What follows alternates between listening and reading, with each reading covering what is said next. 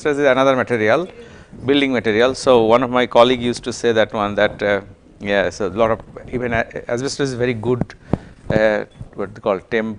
If you have high temperature, if you're holding something, it's good to hold as a gloves. Asbestos gloves they used to use for a long time. In the future, yes, insulator, isn't it? Kind of, yeah.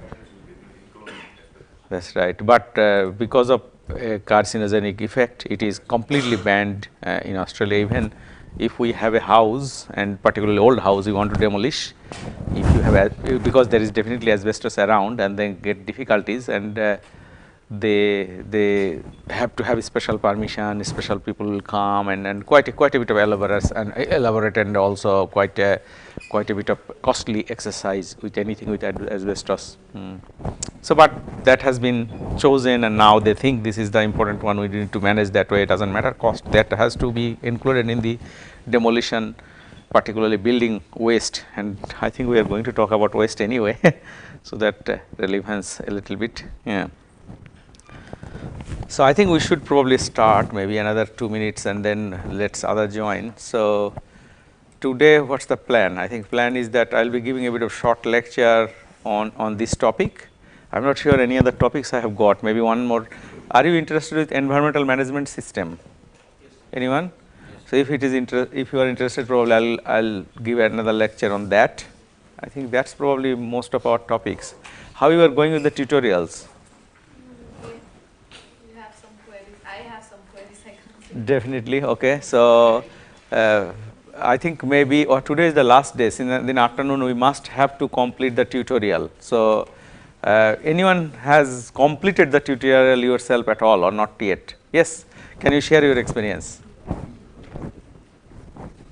Just going through the PDF, and I have done the tutorial. You can see that some options are not there. I have chosen alternative options. Yeah. Yes. However, we need to explore more and understand, like, under a particular drop down, if there are 2 to 3 options, how do you choose? Understand why we are choosing this and why not to choose. That's really important point, and that's where is this a beginning? You will probably claim your competency as a beginner, and all about choices. Which one is choice? There are so many options. That's right. And have you done screenshots? Put in a Word document, make a PDF, send it to Shalini, please. Okay, if you do finish that one. And yeah, so looks like at least one we can depend on, and you need help, just this is the man. Anyway, we are here too. We are here for you too. So hope that finish that today by tonight and send it to Shalini. Okay. So I'm hoping if you have some difficulties, we can go through that in the afternoon, maybe some short time. And then afternoon, I know, have you got an email that or some message that Shalini, I don't know, either student participants, any of the participants are going to present anything? I think one of the lady, I can't really see her now. Yeah, so someone wanted to present for 5 minutes or 10 minutes. Did you want to present? I think, is it? Or who? Yeah, did you want to present? You are ready? No. Not yet. So you can afternoon, you can prepare some slides during after lunch time. There will be break a little bit. Not short, long, maybe 5 to 10 minutes, whatever, what you did, if you want to use slides, most welcome. If you don't want to, that's fine too. You can just speak and talk, up to you. Anyone else wants to present anything, most welcome too. In the afternoon, we can do that session. So afternoon session, let's keep for reviewing tutorials. Anyone particularly maybe who has finished it, he can share that document with us and one after another. That would be good, and for others, so that will be, let's go through that exercise, and then you present, anyone wants to present anything. So finally, we'll finish the day off with the, Shalini will be preparing, we had 4 students, MTech students, isn't it, Abhishek, MTech students, they're MTech students, so MTech students, they will be presenting on, what are the topics? One is a smartphone, one is a railway wagon, hydrogen production, another one. Can you remember the other one? Anyway, I forgot. 4 is, that's a good one, and good thing that they published it. And although I am not sure how, but I think that there's one is a book chapter, isn't it? One published as a book chapter. A book chapter, isn't it? So they are not, I wouldn't say very high quality work. I wouldn't claim that, but reasonable, pretty good, with short period of time. They did publish, at least on the web. You can Google it. So we will, Shalini will be presenting that, and I think we can conclude the day. Is there any question before we start? So far, okay, happy. So you can see that one, what I mean waste. So today, actually every day, I think I every day, not only that, last few weeks I'm in India, particularly, not only India, anywhere I go, I try to see what they call kachra, isn't it in Hindi? Kachra wala or kachra collectors. Yeah. So I think sometimes I say that ordinary people I see God in them. So they are also another kind of group of people who keep our city clean, street clean. So to some extent, I know very rudimentary. In Kolkata city, I have seen that all these, beside the road, there are garbage dump bins or something, and they're collecting. In Mumbai city, I was looking at that when I stop and see what they're doing, filling the garbage truck and going there, what they're doing. That most of them are very, very ordinary, bottom of the, I guess, society, the people, aren't they? I mean, that's probably, know them, but they're doing a fantastic job for us. So, but one of the thing we do not realize, we just collect it, maybe dump it somewhere, whether it is garden waste, it is what is that, industrial waste or construction or demolition waste, or what are the other waste. I mean, there are varieties of waste, isn't it? It could be even hazardous waste. One of the thing is that increasingly electronic waste. So that's obviously I discussed briefly a little bit of that. I spent so much time on that. Did I do that exercise? How many mobile phones? Anyone? I think I did that one, isn't it? So whenever you think about yourself, how many phones you have used, how many phones your friends use, how many phones your family people are used, where are they? Where are they going? So think about those things. So and even some people say it's a coming. I mean, we talk about iron ore age, copper age. I think his professor was yesterday saying that bronze age and information age, this and that. Industry 4 we talk about. But I think actually there's a trend analysis by various think tank, they call it, globally, that is working. We have a unit called CSIRO Future. They do that sort of thing. I think you Google it, CSIRO. So what is the global challenges and the trends, mega trends they call it. Mega trends will make a world difficult or challenging, or we need to think about that for future generation. So they are terming the future age is the, what's they called, wastage, not necessarily wastage. I mean, it's age of the waste. Okay, so future is all about waste. They're thinking, because managing waste, and you can see that when you go outside, you see in the street everywhere, the managing the waste is a big thing. So that's the topic today. Before we start, anyone has any comment about anything waste or anything you see? Something remarkable, anything you have noticed in terms of waste? Nothing? Waste is not a big problem at all, is it? Do you think? It is a problem, isn't it? So let's look at that, how waste is managed from at least my experience point of view. Even LCA of waste, that's plastic waste, that's another problem. Ending plastic waste, one of the work I probably briefly mentioned. So now, that's how to create wealth from waste and reduce our landfill. So that's a CSIRO and a little boy. Actually, that is quite a while ago, isn't it? I don't know whether date is there somewhere. Can anybody notice a date? Probably not.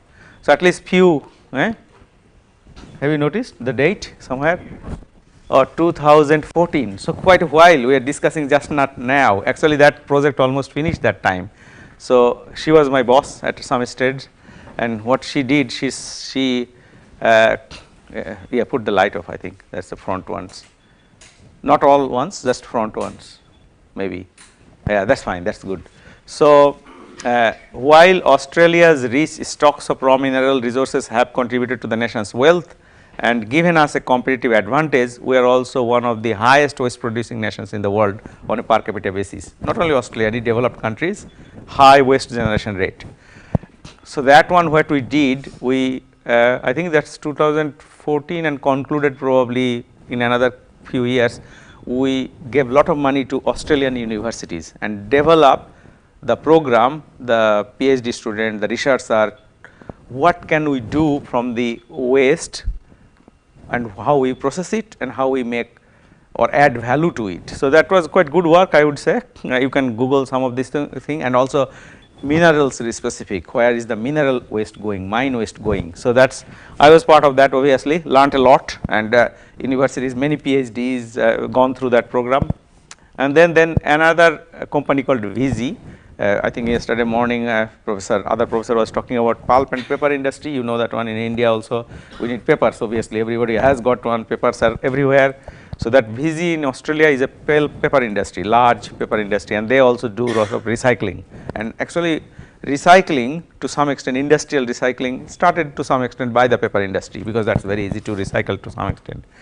So they say landfills emit more greenhouse gases than all of the global aviation.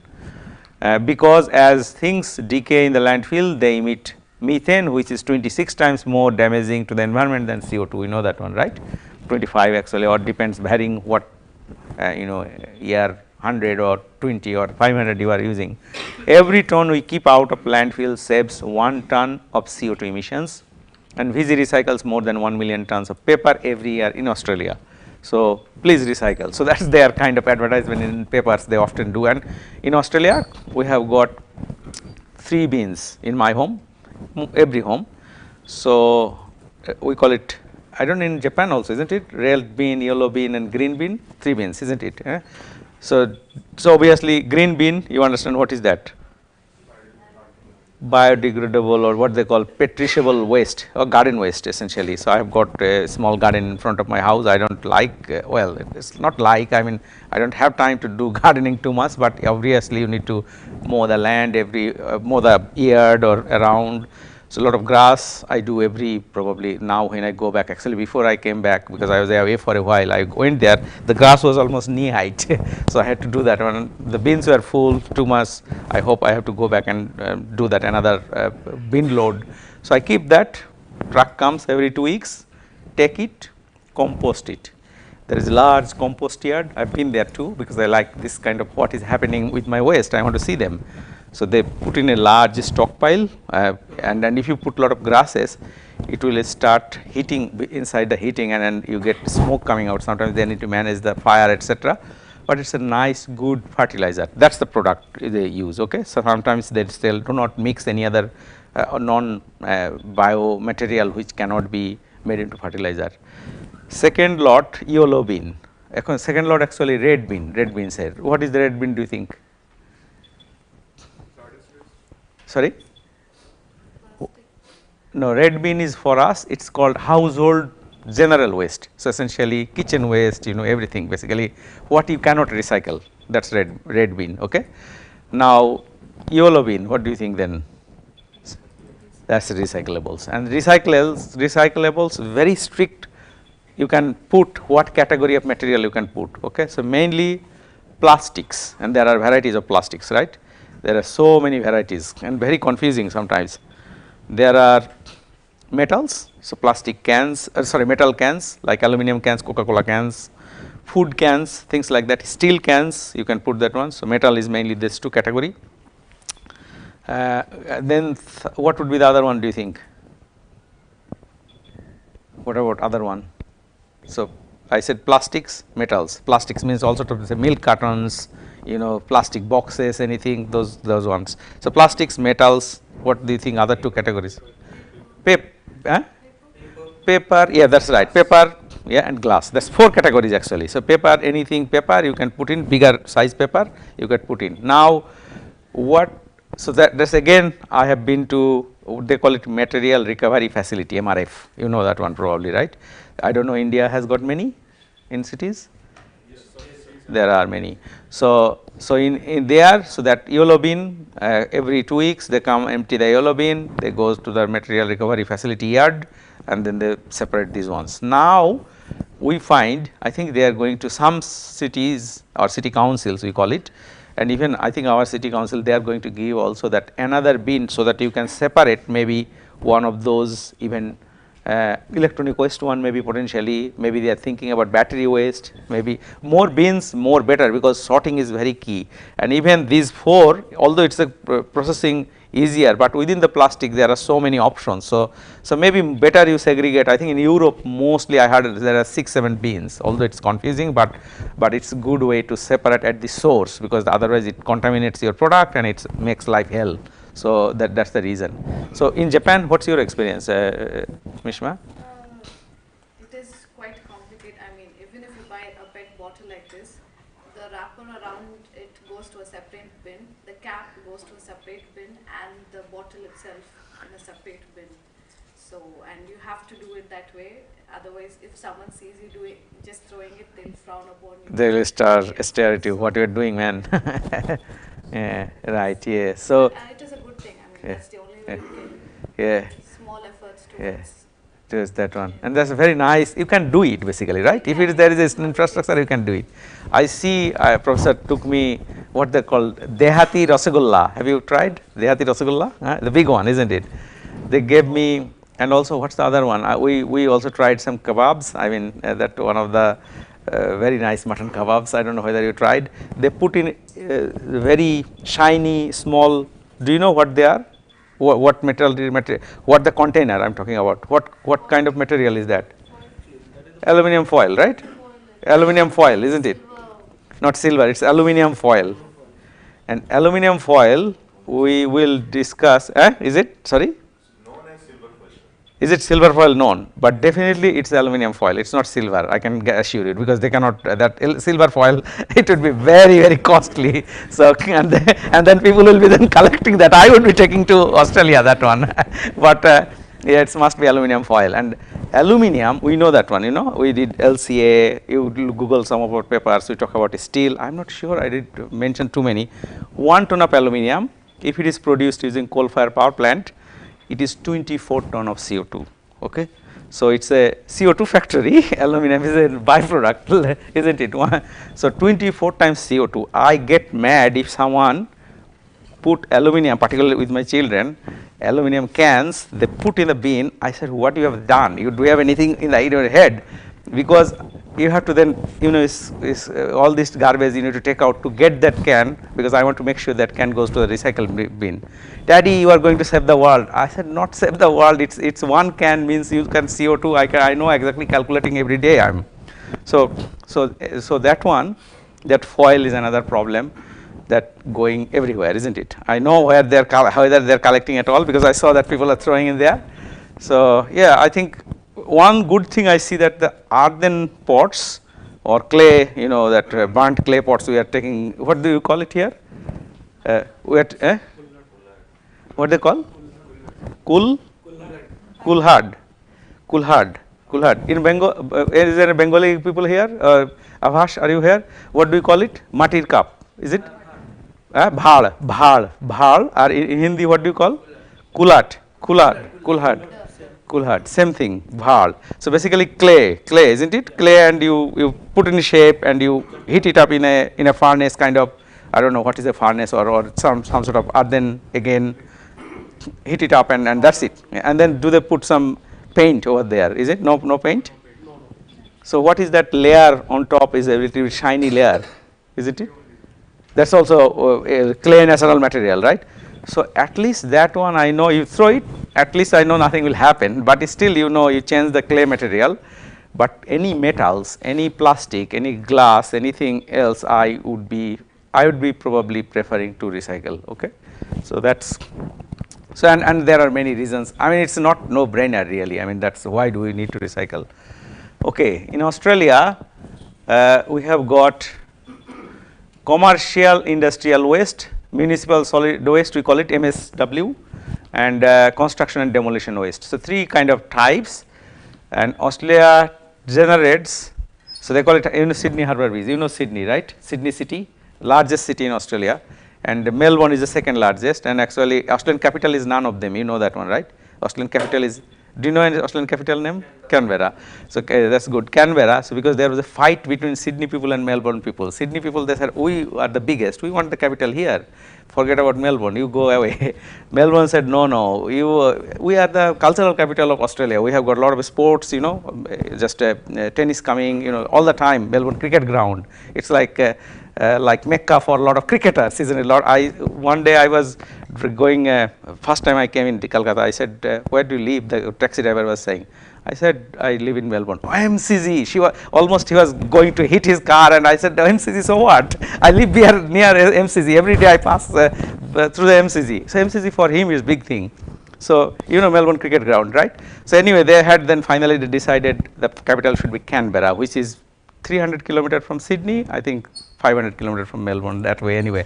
Canberra is a very small city. So Sydney is famous for its harbour bridge obviously, and I think I told maybe some steel went apparently from Kolkata to make it, to build it. Yeah, Kolkata means Tata Nagar. So they are saying 2.2 ton of waste per year per person in Australia, and that is about 1268 times of Sydney Harbour Bridge. So quite a big staggering amount. So they say if Sydney Harbour Bridge was a landfill, we would fill it in 14 years. And it is 511 times the weight of Sydney Harbour Bridge, etc. This is enough to fill MCG. MC again, they do this kind of calculation because it's to show people that how big it is. So it's a kind of, I guess, promotional material they prepared and put in the newspaper. The MCG is 23 times kind of. So 37 million tons or 55% only recycled, they say. So still the whole, I think lot of activities government proposed, industries, scientists, everyone, there are so many PhDs they are doing how to get rid of landfill. So that's, it's not, we don't have a lot of land, we have got plenty of land. Land is really cheapest in Australia. I have been one place in sort of central Australia, it's called Dubbo. If you can Google it, it's a kind of central New South Wales, western New South Wales.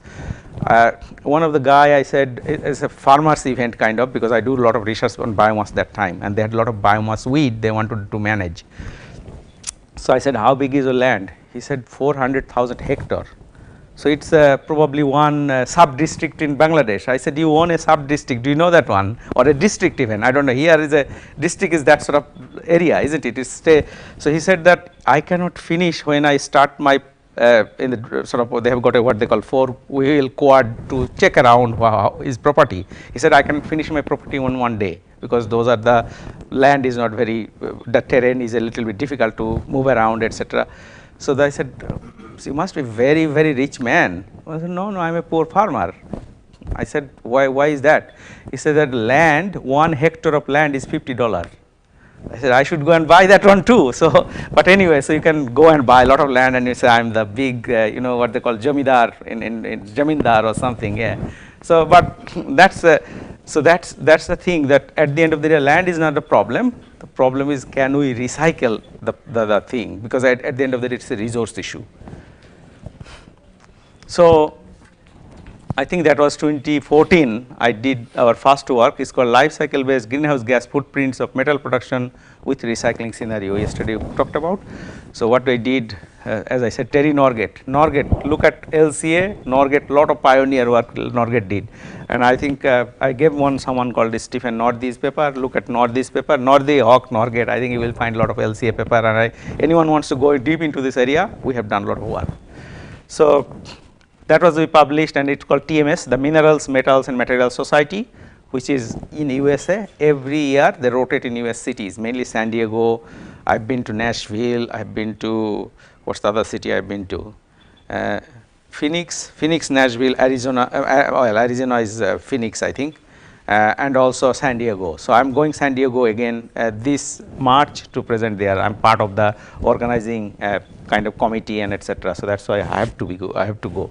So because the last 3 years because of COVID we couldn't. And Spangenberger, Jeff is an American Argon Lab scientist. I think they have done a lot of work, LCA, end of life vehicle kind of recycling of that. Anyway, that's one. And this is a material recovery facility. Have you seen this kind of diagram before? No? So that's in Australia. So I have been, I don't know how many of them, because the project, for that project we had to collect the data. LCA, you need data. So I had to go there, look at there. Initially, I think once I went there and I thought it could be good LCA, that what kind of reduction, what they're doing. So let's look at that. I said that you're my yellow bean, okay? In anyone's yellow bean in Australia, you've got paper, you have got steel, aluminum, so metals, we call it paper and metals, plastics, glass, this is the material. And you can see that plastic container, paper, you know, your plastic water bottle that should be going there, glass, in Australian obviously they drink a lot, and beer bottles mainly, wine bottles and anything, bottles, that's right. And steel cans mainly, aluminum is cans, is all the Coca-Cola, you know, drink cans, they're mainly, they're lightweight aluminum. Okay, and steel cans is mainly food. You know that beans and like in Japan they use a lot of tinned food, don't they? So that you take the can out and that's mainly steel can. And obviously paper boxes and paper baskets in all sorts of things. So now what happens? The truck comes to my home, takes that yellow bin, drives to that facility and then put that here, and they have to separate it. And the separation really fascinating. So first point is that there are people, you see, there are people. First they take any rubbish which is not following that protocol. Okay, so it's again generally Australians are a little bit wealthy people. Mostly they don't. Nobody wants to work in there, and will this waste coming and etc. Relatively clean, I would say, like yesterday's situation. So, but those people who are relatively a little bit poor, vulnerable, want to do some work, obviously that's their place. Okay, so not many people work there, so that they do initial separation or screening. So only then that material goes through. And T means trommel. Have you heard a term called trommel? Trommel is kind of screen, so it moves, rotates like that. Lots of sieve, or not necessarily sieve, I would say, lots of opening. So anything unwanted, first trommel moves around and then things go down and then they can take out. Does that make sense? So that trommel 1, trommel 2 and trommel 3. So you see that one, they are the paper color coded. So paper, steel, aluminum, glass, plastic. So although 5 product, they in the same kind of recycle bin, you can consider them as a metal. Okay, metal, paper, plastic, glass. They go through that. So good morning, Professor. Sorry, I did. So we started. Yeah. So that first trommel, you see that one that goes. It's paper taken away. Okay. So paper goes in the paper, and then what they call the bundled, baled, and then goes to the paper mill like VZ. VZ has got a big paper mill. You can do that once you have that collected. Now that paper, what do you think they can take the paper out? How do they take it? Any idea?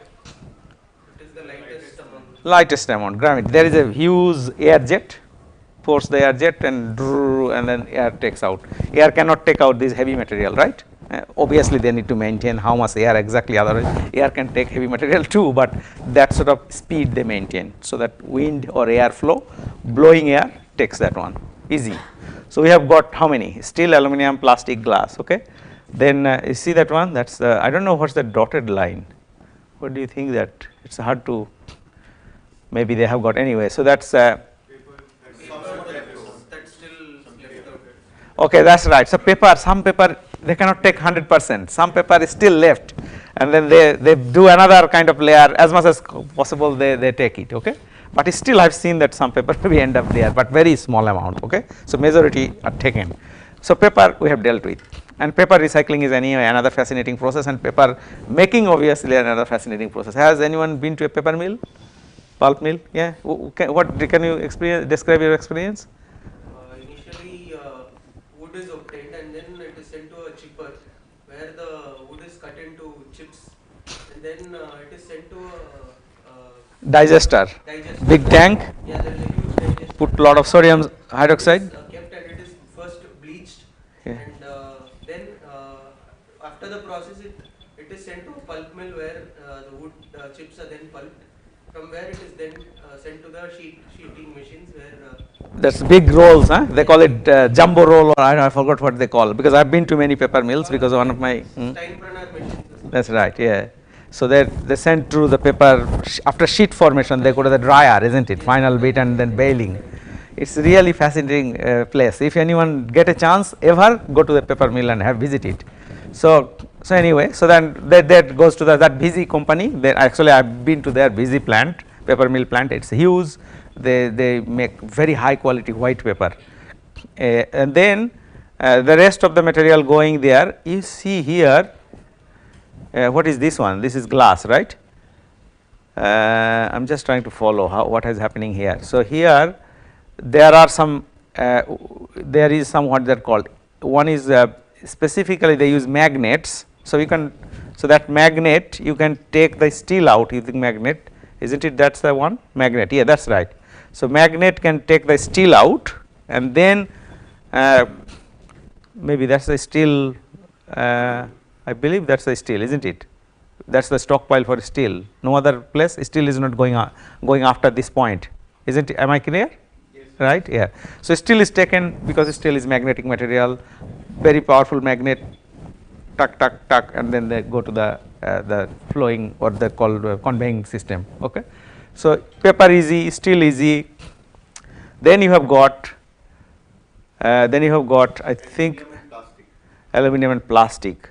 So I don't know, the plastic is also aluminum and plastic, that goes to the T4, right.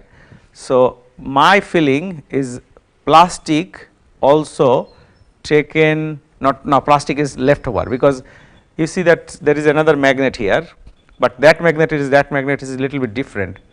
Have you heard that how aluminum is separated? No idea? Eddy current, have you heard the term called eddy current? So this is a eddy current, specially designed magnet, and they charge some sort of separation system. I don't know myself too much about that eddy current separator. I think as physicist can explain that, but that just only pushes whenever aluminum can comes, I see that goes out. Okay, so very clever system. So aluminum is out, and then you left over with plastics and plastics with a lot of.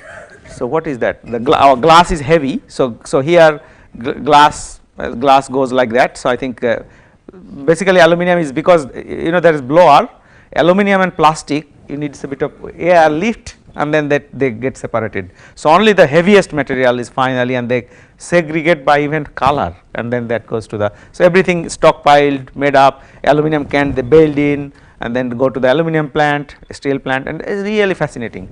Okay, so has anyone? You said that there are MRF in. Have you been to any, or where are they? Do you know in in India, where are they?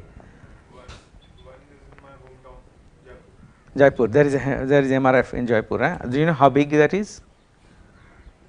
No. So nowadays, I think I have seen that some interest, some maybe there are some operating.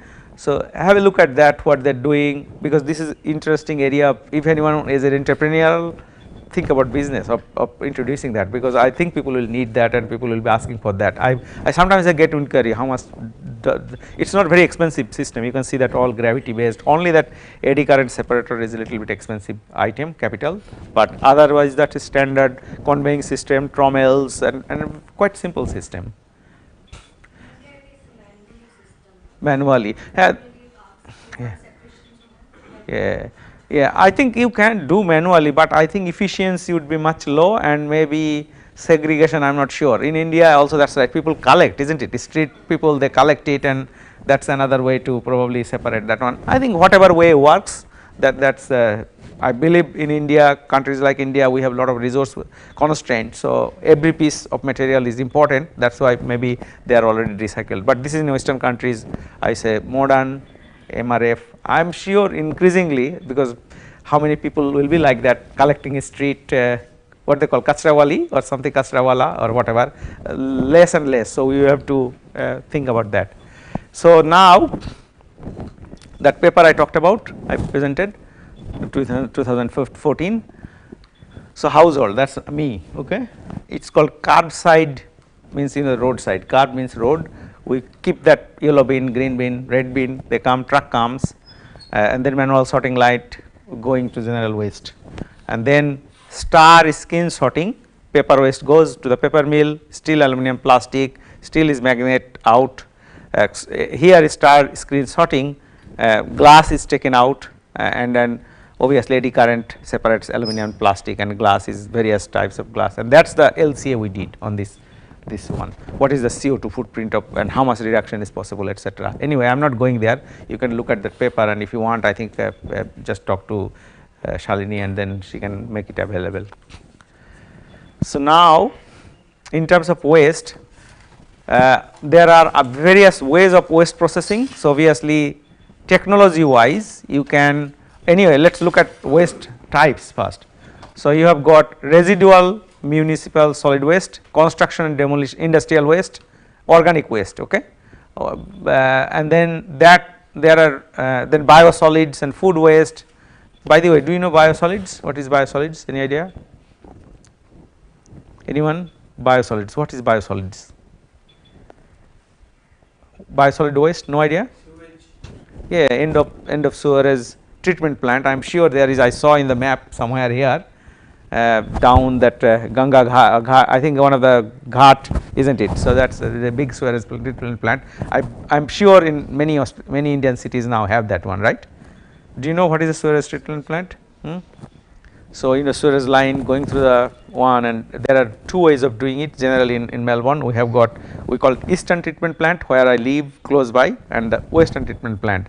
So, my usual bike ride I do at least 6-7 kilometer that eastern treatment plant. So, there is a big bund or a dam, other side is that eastern treatment plant. So, very low footprint because all this water comes in the morning, particularly morning is a flush time, lot of come. The solid material they separate, and various ways of anaerobic digestion, and they produce electricity and from the gas, and then electricity run the plant, and also they send to the grid. So, it is a net producer of electricity. Okay, there are gas engines run that. The solid material settles in the bottom, they take it out and then they put in the land, and that is why it is little bit people complain about odor, but I do not feel any. I think and they manage nicely, so less odor. Even if I take, so I can see the big vast of land is drying pans, they call it drying pan 1, 2, 3, 4. All the time that is my regular kind of bike ride going to the sea, beach or river.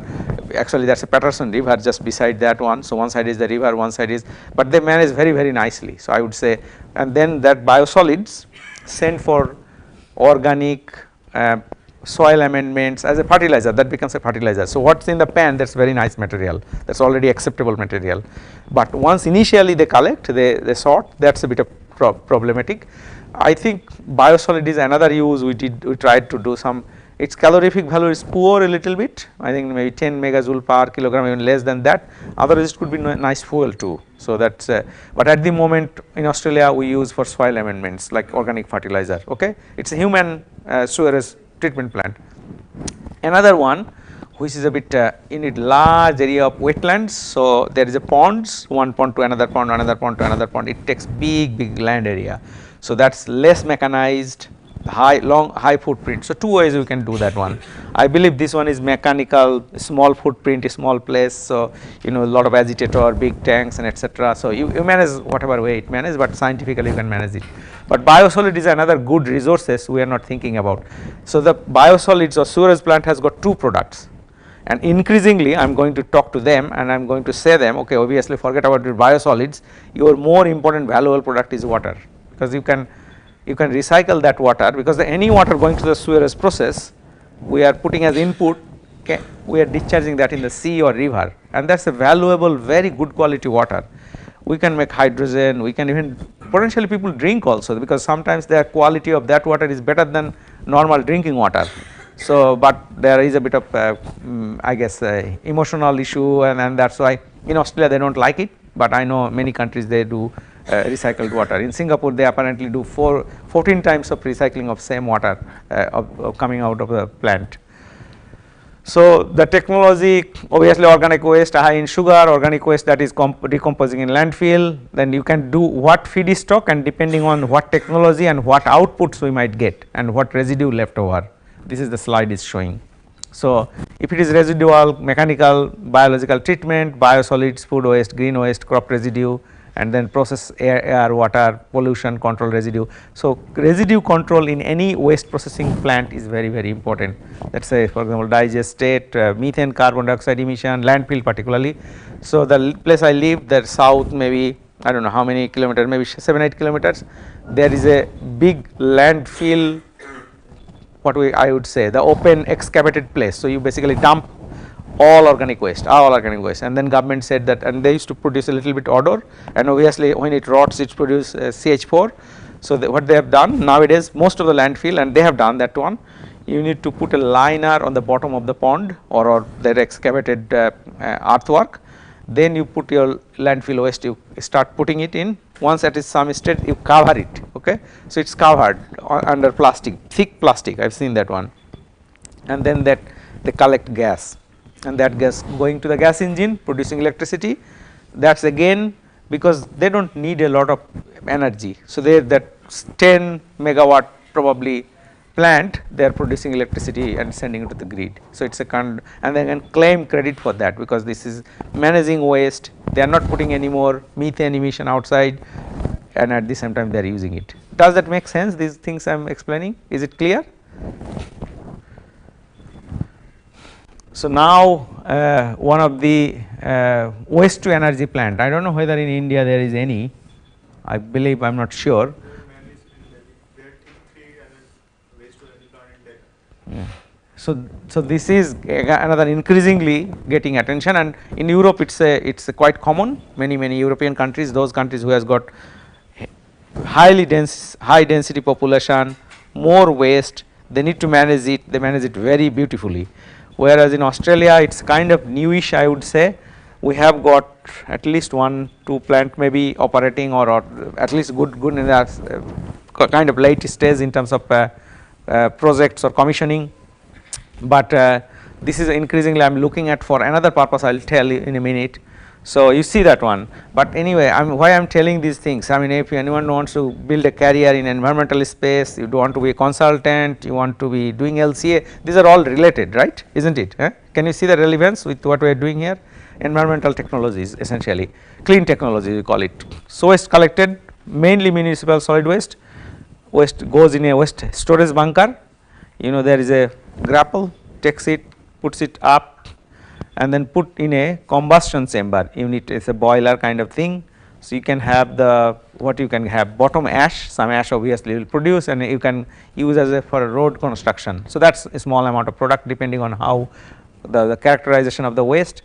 The rest is going as a steam, and you can run a steam turbine, I said heat and electricity potentially, what they call cogeneration. The flue gas and fly ash, it goes to the gas treatment plant and go to the filter system, and air quality and captured, and water vapor and steam goes to the out of flue gases. So, some people do not like this, but nowadays this sort of filtration system is very good. So, I would say nothing goes really in the atmosphere. So, in terms of bad nasty things. So, but again you manage the waste, nothing there, and heat and electricity.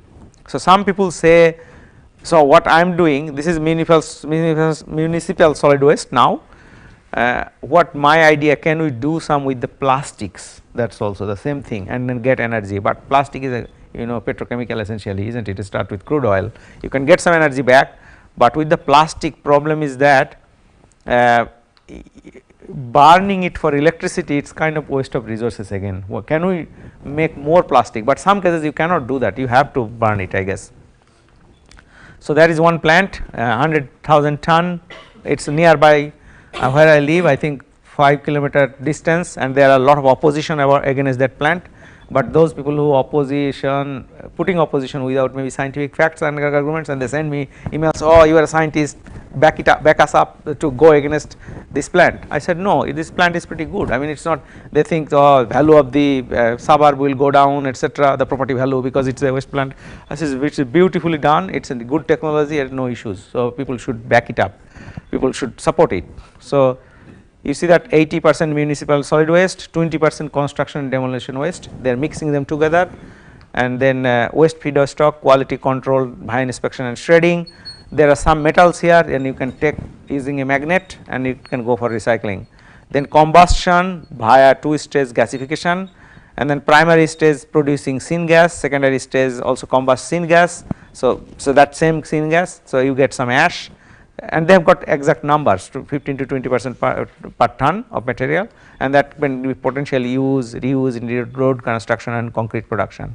You have to do the emission treatment and the heat converted to steam, strictly controlled emission monitoring to consistently maintain emissions profile within the emissions limit. So, fly ash 4 to 6% per ton, and then you can generate electricity. So, 100,000 ton you can start with 20% MSW and 20% C&I, and you get 7.9 megawatt base load electricity production. And they said in Australia electricity consumption per home is relatively high, at least I would say many times, 30 times more than, I know one day I was doing some quick calculation than Bangladesh, maybe at least 20 times compared to India probably. So, 700 homes we can send electricity, and in so it's 100,000 ton is it's not a lot of big amount of waste. On the other hand, you can, I mean, it's an Indian situation, you can multiply by at least twice, so that many homes you can send electricity. So that's you can see that one. So that is a, it's quite that waste, the same sort of schematics. It goes here, bin, and then you, this is a combustion plant, and then that goes there, and there are various treatment facilities, and there is a gas engine which can generate. There is a, yesterday we saw that some cooling system, you know, you saw that water, that's the same sort of stuff.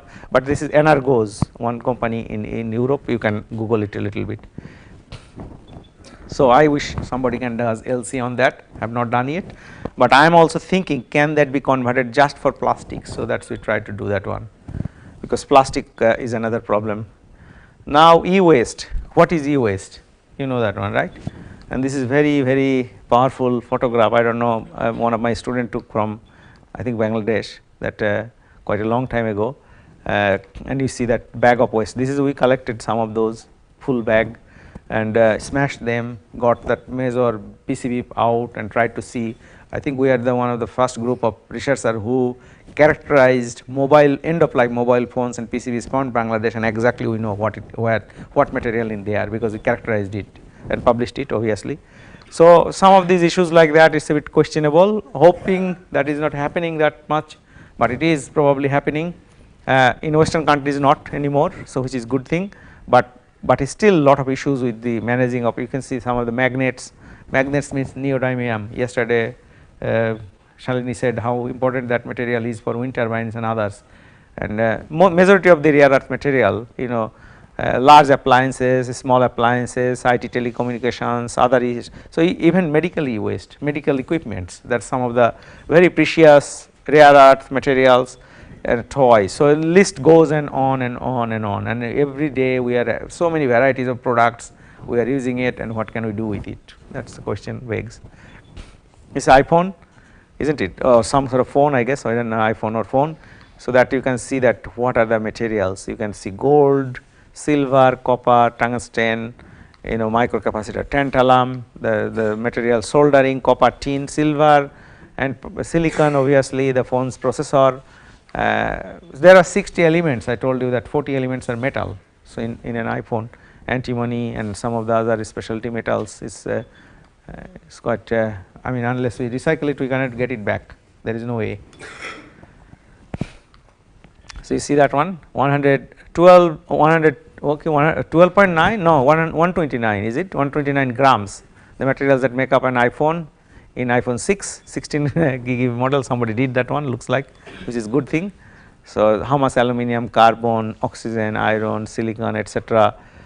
And yeah, it's metal, and obviously that easily you can get some of those metals out, some of those metals not so easy, difficult. I know Apple has said that they want to only procure raw material from recycled content, they want to make it recycled content, but they have said it. How to do it, I doubt that they go that far, because you know all this greenwashing, consulting, etc. Some people sometimes say that one, but technically if you go a bit back, people get struggle it. But I hope that they will spend some money, some research, and I guess promote this kind of thing, so that they get good materials.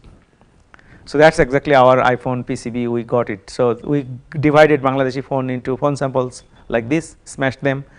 Branded, non-branded, two categories, because there are two differences. So you can see gold.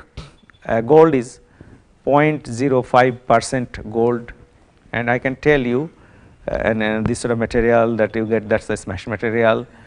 And I can tell you gold and silver particularly. Gold, non-branded has got less, but gold even 0.5%. So if you multiply by 10,000, I think you get in ppm. Okay.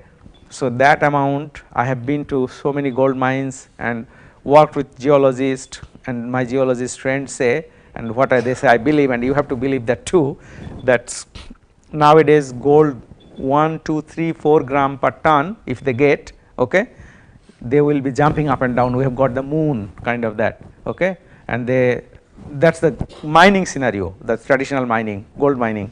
So you can see that one at least 0.05. Can you multiply 0.05 times 10,000? What's the number? It's 500, isn't it? So 500 ppm. So 500 times more than the gold in the ground anywhere in the good gold mines, because I have been one of the gold mine in Western Australia. You can stand on the top of the mine and you can see that trucks operating. It's the depth it is that those look like matchboxes to me. So those trucks they're operating. So it's so deep, and it's 1%, 1 ppm, 1 ton, 1 gram of gold per ton of ore. This is 500 gram we are talking about. So that's good resource. Again, that shredder residues, we call it 3 types meddlings, and obviously there is plastics also, and that plastics you can utilize to melt material also sometime. So this is one of the simple e-waste processing plant. That is actually my 2 dreams for Bangladesh. One dream was building a best capacity in the world for extracting minerals from river sand, and I have done that. I have seen that plant in my own eyes, and just 1 month ago. They have got a beautiful facility, they have got infrastructure, and I can claim and I can say with authority, because I have seen around, they are the best in the world at the moment. So they need some people, you need infrastructure, you need scientists together. They are the already one student, one scientist we trained for a PhD, and we have got a PhD thesis, and I can say that's the Bible now for river sand work. So now I told them that my next dream is set up something like that on e-waste in their plant and facility and research. So that a pilot project, people can see that one, and that's where actually last month we discussed a lot. But now this one is a e-waste bin, you put some flux, you need to together, you put in a furnace, you melt it, and you get alloy, that's your product, and goes to the further processing. You have got some slag, you can also, there are some metal report there, so you need to separation, all sorts of separation. That's one way to do that. Another way is using acid or leaching, some chemicals. So which one is favored, it's hard to say, because one student finished this, another student is going to look at leaching and low temperature aspect. Khairul Islam, one person's name, another person's name is Rakibul Qadir, who is looking at that, and this project is going to finish already. I think this thesis was supposed to be submitted this month, maybe next month he is submitting. So that techno-economic evaluation of an e-waste recycling plant for waste mobile phones in Bangladesh, and try to do that one. It's large population, 170 million, 2.7 million tons of e-waste generated. So they probably discuss 20-30 million phones every year. So just the phones, and then you have got batteries. And you translate India, Bangladesh, always India has got how many states? India, how many? 31. So states and territories, right? So at least roughly I can say India means anything broadly at least 15 times more compared to Bangladesh, isn't it? So I can multiply by easily 10-15 times whatever number generated. So it's a huge staggering number. So and we can do a lot of things. And actually another project, I think we published some of the materials, and I encourage any of you do that one. The currently last 20 years historically there are data how much material coming in a country in terms of electronic goods, in terms of batteries, and we do that one, and then you project next 20 years how many materials will be generated. There is called wearable distribution model or something like that. So Khairul has done that, Rakibul done that. So Khairul did that for electronic waste, mainly mobile phones, laptops, what's the call? I think I don't think iPhones, iPads, tabs maybe, they call it tabs, isn't it? So tabs and television, the 4 product, okay, and then the batteries. One person did batteries. Actually, the battery project, battery one, I'm going to present next month in US. So that how much battery? It is a nice. We did for Indonesia also. One of my student also involved. I encourage one of you, please take it and do for either state by state or India. What happened in the last 20 years? What is going to happen in the next 20 years or so? And value it, how much valuation potentially possible. In Bangladesh, it is $7 billion in 2030. So it's a lot of money, $7 billion, a lot of money. If we can extract even say 20% of that, $2 billion, $33 billion. So that's again chopped PCBs, and that's characterization and techno-economics of a process to recover value from e-waste material, and that's one of the book chapter we published, printed circuit boards. So the metals that make up, Olympic games, I think in Tokyo, apparently they got a lot of recycled material in their medals. So I think in Bangladesh that Azizu Electronics, we visited one of the plants. They are collecting materials, but I don't think they are advanced stage of processing. They're just getting copper out easily, and that's their main product. I don't know about gold. I don't know about neodymium from magnet batteries and etc. So there are things. One of the company called Sangil Haque, and that's Sangil Haque. That's in Korea. They have got 2 plants. I think this one is Gunsan, I think. You know, you have been in Japan, not Korea, I guess. Non-ferrous waste treatment. So they, when I first, that was 2008. We are working with Koreans for a long time. Very good relation, strong relation. What I'm going to do for Australia, India, actually I'm getting that model from Australia, Korea relationship. So what we have every year, we have got an event in either Korea or Australia. So Koreans come to our plant and we go to Australia, we go to Korea. So I've been many times. So first time when I started looking at that 2008, a group of Koreans came, 20-30 generally they come, industry, university, researcher. So I presented about indium. Indium is a key element for phones and things like that, and presented about what's the fate of indium, how long they are, where they are, etc., etc. And then there was a tea break, and one gentleman, Mr. Hong, he came, a lot of Hong and Kim in Korea anyway. I just confused, so his English is not very good. He said, "Sir, can you give your presentation to me?" And then I said, "Yeah, I can send you." So, but I'm talking about at least 2008 or 7, something like that. I said, "Yeah, that's fine, but what do you do?" And he said that, "I have got a business. I'm the owner of a plant." I said, "That sounds good. So what do you do?" I said, he said, "I recycle things, and it's a $40 million US dollar turnover." So I said, "That's fascinating. So I'm going, when I go to Korea, I want to see your facility." And he said, "Definitely." Then he put in touch with that, and the next time I went to Korea, he treated me like a, I would say, VIP guest. So we went there, various things we did, and saw his plant. He showed everything basically, because I helped him a little bit. In the meantime, we had a bit of a relationship developed. So I told him that, so one thing I found, a room like this probably, full of gloves. So I said, "What's this for?" He said, "I'll show you what we are doing with that." So what they're doing, that those gloves, they're putting in a furnace, melting it, making big silver plates, platinum materials, and gold. So, and he gave me a sort of wooden stick. You know, Koreans use the sticks made up of silver, so sticks. Anyway, that's still with me somewhere anyway. So then I said, how that is happening? Where these globes coming? You know, LG, Samsung, lot of companies, what they do, the companies, the workers, when they go in work, they know their gloves they wear, they get a little bit of, I guess, residues on their gloves. They collect those gloves, getting that, and his company is probably now $150 million. Every year I go, because we keep connection. Every year, say, I've got 1 plant, 3 plant. I think this is the whole business is now owned by 3 different businesses. Some cities in Malaysia, in China. So it's expanded like really crazy, and because of this Sangil Haque, and now they have got a battery plant. And 2016, actually, I took them to Bangladesh also. So anyway, we still have the relationship, and I know who are working. I think they are the most advanced commercial technology or commercial plant around the globe doing that one. There are a couple of other companies, Umicore in Belgium, some other I think I cannot remember now, but mainly Koreans, Japanese, and I know a lot of things are coming in China, a lot of plants like this in China, although I don't know too much about them. But the Korean, that I learned a lot from Koreans. So Koreans, that relationship, they wanted to know about more about the primary mining. We wanted to know about recycling. If you want to know recycling, go to Korea, I would say.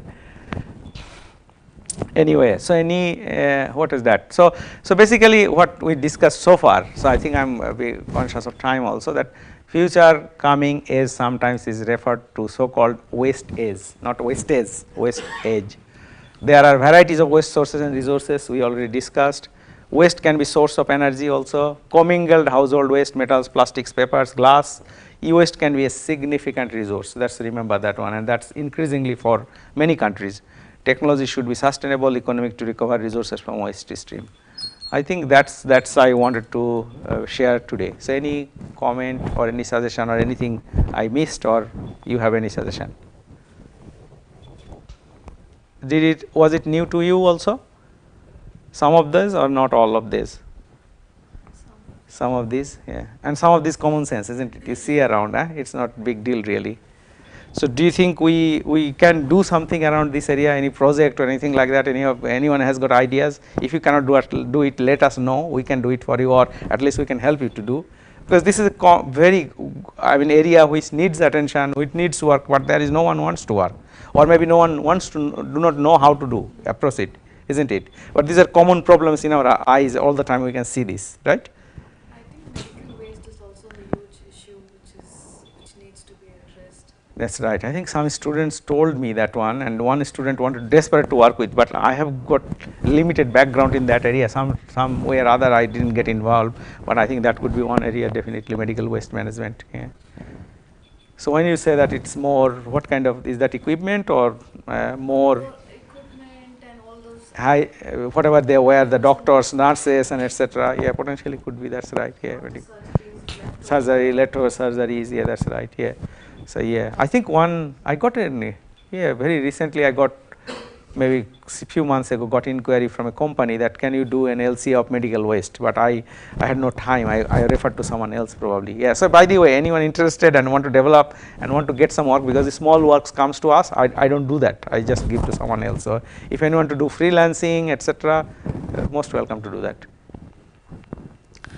So I think I stop here. What was the other plan today? Shalini, anything? Or maybe, some people say that environmental management system wanted, right? Okay, all right. So that's all right. So now, do you, what time, how you are going with time? So there is a coffee break of 5 minutes. So I request all the participants to coffee there outside. Please take a cup of coffee and come back. Don't waste time. Today is the last day. So you want to maximize our learning.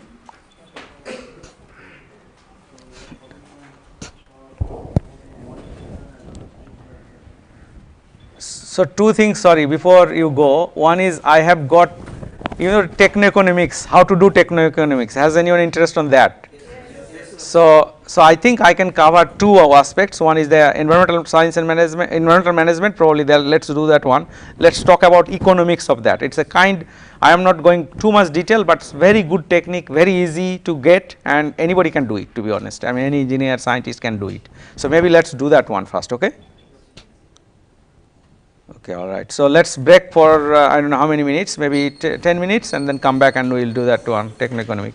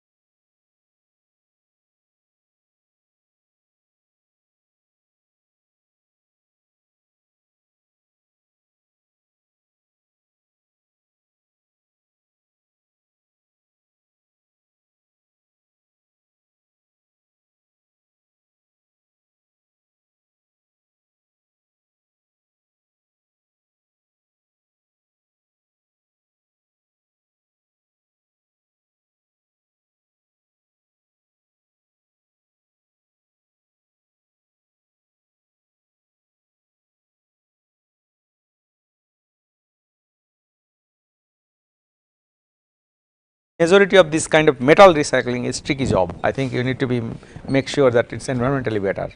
So yeah, both has got a role. So I think one of the we looked at what's the benefit of informal recycling, what's the benefit of formal recycling, and where it is applicable, things like that. So everyone is back hopefully. So I had a bit of a quick break, and so this area is really interesting area. Maybe I was just going through that one and somebody told it, because at the end of the day economics, right? And that's I did so many work in this area. I thought maybe share my experience, very quick, short, but on the other hand you will get the basics of it, and if you want to do it even with that background you can do it yourself, okay? But again, yeah, I think I would say you can explore a lot of literature, etc. It's a typical chemical engineers, any chemical engineers, we call it principle of cost engineering essentially. You know, cost, what the chemical plant design, economics. You studied that, isn't it? You are a chemical engineer. You said what's the subject or what? Economics. So whose book you refer to? Do you follow any big textbook? There is a number of chemical engineers has very good textbooks. So Peter, what's his name? Timmerhouse, and one is that's right, and then chemical engineer design. You know, Coulson Richardson, volume 6. Most of the books has got a very good chapter on that, this kind of stuff. So that's a kind of that way. So that's why I'll talk about cost evaluation of plant, and in the context of bioenergy. I think we had a. Is that who said that I'm doing gasification or something somewhere? You are doing it. I think you will find some interest here. So let's move on. So you know, there is as I said, I think in Sydney I started PhD. One of the gentlemen, his name is Stephen Haque, SCHUZK maybe. Anyway, Stephen Haque, you can Google him because he is the founding person in Australia. His name is. It's called Bioenergy Australia. It's an organization, Bioenergy Australia. Google it. There is so much material available already on the web because I knew that he developed that organization slowly. He retired now. Shahana McKenzie, another lady, is running this one. But I was a fresh PhD student when he came to our Sydney University event, and I was that time PhD. I started. I said, "What do you do?" And he said that I'm building up bioenergy. 1997, I'm talking about I started 98 actually, 90. So, but he started 1997, and then whenever I saw him, I said, "What's the future?" In another 10 years, and then bioenergy is another. Even if you say now some bioenergy expert, another 10 years. So another 10 years never came, but I can see that there are now the time coming. We can see more differently, and there are a lot of people are going back to some of the old work. And I would highly recommend anyone working in bioenergy area, look at that website, bioenergy.org, even maybe something like that, bioenergy.org.au, because it's an Australian organization. So anyway, so feedstock, biomass conversion, bioenergy distribution, bioenergy end use, and actually that's a charcoal burning for in Australian likes barbecue. So I went to few years ago. I usually, because now my children are grown up, but when they are young, I had to, in Australia it's called a school holiday. So you have to take, when there is a school holiday, it means 2 weeks holiday, and you need to take the children somewhere because they have to come back to school. They have to write stories what they did during holiday, and generally holiday in Australia. Where did you go? Tell us about yourself, or you tell about that place. What did you do, etc. So a place called Colac, it's Melbourne to 3-4 hour driving, and generally I used to organize that. And my children, sometimes my daughter says that. She probably knows all the small places in Victoria, which is a state, because I just literally I picked from the map, let's go, and 10 families probably joined me. And I can remember that one of the Australian Alps, it's a big mountain. On the top of the mountain you can drive or you can walk also. So my car fast, and then one after another 10 cars. Sometimes driving is tricky, but anyway, it's good experience. So they're following me, and then we stop somewhere, take a photo, and then go. It's a probably 4-5 hour trip. So that whenever we go, there is a barbecue arrangement. Usually, most of the camping places. So you can see that photo. I think I can remember still that glowing. You can see the heat, and you can see the image. So that's bioenergy. Essentially, they call it hidden. What's called Goliath, hidden kind of energy source we don't use enough. So now actually I can run a course like this what I am doing, and I developed that one, and I think shared someone. It's a 13 lesson course or 13-hour course. You can see overview of bioenergy systems, feedstock, processing of feedstock, and some people ignore that one. They think bioenergy is bioenergy, but it's the feedstock is very important. Fuel comparison, fossil, non-fossil energy, properties of biomass as fuel, physical and chemical, size reduction of biomass fuel, chipping equipment and issues. I mean, size reduction, as I said, people think biomass is biomass, but you need to do a lot of processing, and chipping is, there are a lot of equipments available, a lot of companies now working. When I started, I find some difficulties, but I found that you don't need to do research for that. My PhD was in drying, as you know. That is one of my favorite hot area. I did, or area in close to my heart. I did quite a bit of work on that area, and it's called drying technology. There is a journal, and I think someone I met that IDCT or UDCT, they call it Arun Mozumdar, Professor Arun Mozumdar, I think in one of the colleague in chemical engineering department. So Arun Mozumdar, he called drying guru. Again, he has got a website. It's a drying guru. You will find it. And if there was a Nobel Prize in drying, it's Arun Mozumdar. I recommend. He was my kind of mentor also. So we did work together. It's a drying conference or drying volume. That's why his best 1970 or 76, I think he started. Still now, every year there is a drying 2002 or drying 2020, something like that. There are a lot of research have been done on drying, and he's a mechanical engineer, I think originally came into that area. Biomass conversion to energy, mechanical, thermal, chemical, biological, electrical. Then plant size design, flow sheeting, that's the chemical engineering area, techno-economic evaluation of a bioenergy plant. That's I'm going to talk a little bit of chapter 10 now, essentially. So not everything, but that part. Sorry, is okay? Everyone okay following me? You are with me, right? Yeah, if you find bored or if you think it's not interesting, tell me, I'll stop, do something else. Life cycle assessment of bioenergy plant. Obviously, we discussed and we know how to do it. It's not a big deal now anymore for you. Design of a typical bioenergy system, and also case study of plant design evaluation. So these are each of this topic was fairly elaborate, and if someone does that on, I would consider you a bioenergy expert. And I have not everything I am expert on, but some areas I think I have done to death, I would say, and particularly algae fuel. A lot of people say, I think drying is a problem, drying is a bottleneck. Who said that one? Did we discuss someone? Is that, isn't it? Yeah, so you agreed that, right? Drying is a bottleneck. So now, what are the key steps and principles to estimate plant's capital and operating cost? It's not necessarily bioenergy plant, any plant, it's the same principle. What are the financial indicators that will be asked for a new investment for a project? So nowadays in Australia, our PhD students, it's called, again these are the things I'm saying, maybe you can Google it depending on how much interested you are. It's called CSIRO ON program, okay? On means innovation kind of thing. So all our PhD students, we send that I was discussing with our madam that one of my PhD student is doing life cycle assessment of plastic processing. So I send him to that ON program. So usually what they do, the students will be paired with an entrepreneur, and not only entrepreneur, just not a budding entrepreneur or a startup person who probably had an experience of a startup, maybe 20 companies, maybe some of them successful. Basically he's a millionaire, CEO, billionaire kind of person, and then he is hooked up with the PhD student. So what they do, they mentor the PhD student. What do you do? Why do you do research? And most of the PhD students I find, they have no clue initially, and when they come out of that program, they become a business person. I said, wow, you look like I sent you for, you are a researcher, and you now talk like a business person with me. So that's the purpose of that, entrepreneurial. So you know that apparently that came through our actually chief executive, Dr. Larry Marshall, who came out of Stanford University, PhD. Originally he is from Australia, Australian Macquarie University graduate, physicist. So he said that none of his friend or very few of his friend does R&D as a scientist.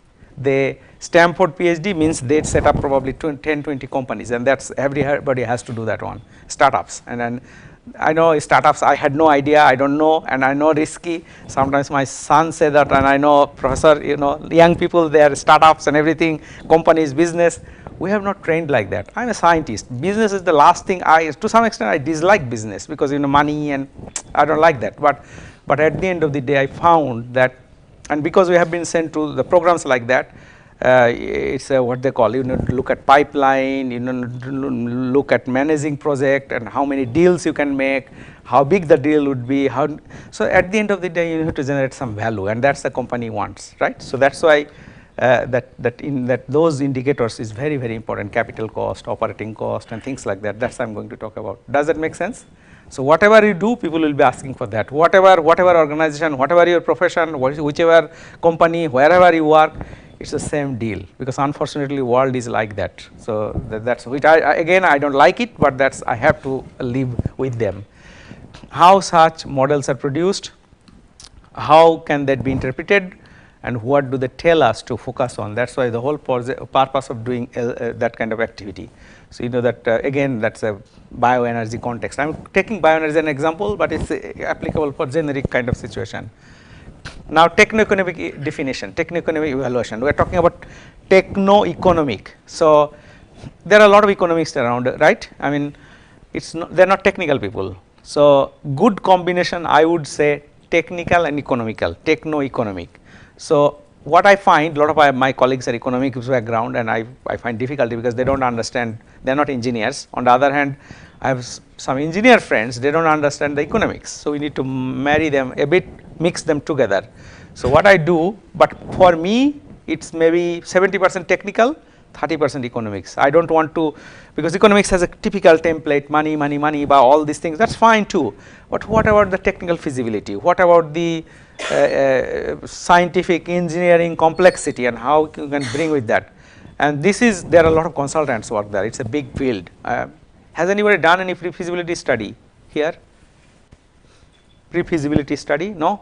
So that's kind of thing, but one of the things that consultants do very well, there are a lot of consultants out there. If you say urea plant, yesterday we went there, isn't it? We didn't discuss too much about that. I think in the morning we discussed a little bit, those who didn't join still then, so only few joined in the morning.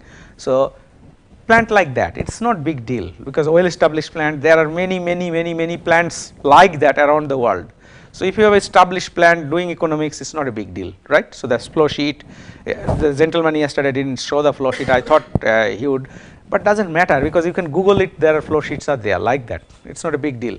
Urea typical production, SMR, you know, separate, get the hydrogen, what the man said, and those that's their bread and butter. They know very well of those things. You mix them with nitrogen, you make ammonia.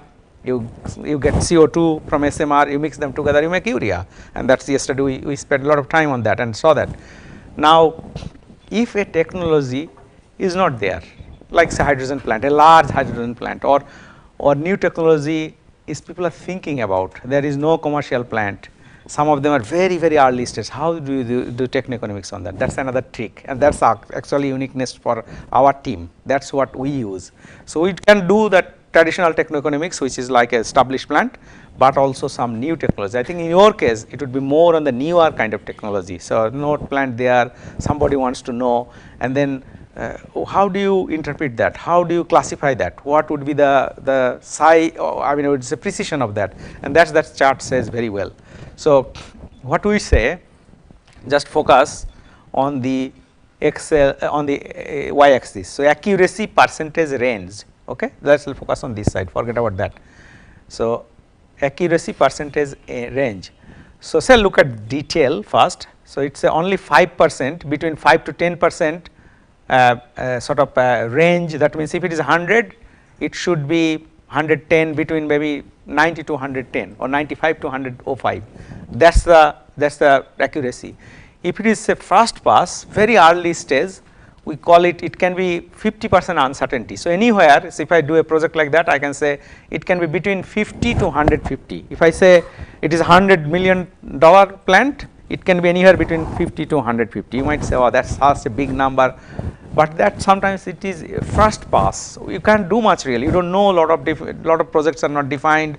What will be the equipment? What will be the technology? It's early stage, and we call it first pass.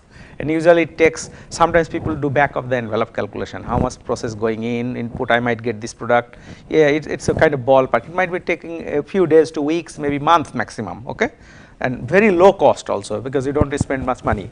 If you go to detail, it will be very expensive, because maybe $100 million project, you have to put 10% to do the proper job, and maybe $10 million you spend for just techno-economics, because you need to go to the bank for loan, they will give money on that document. So does that difference understand?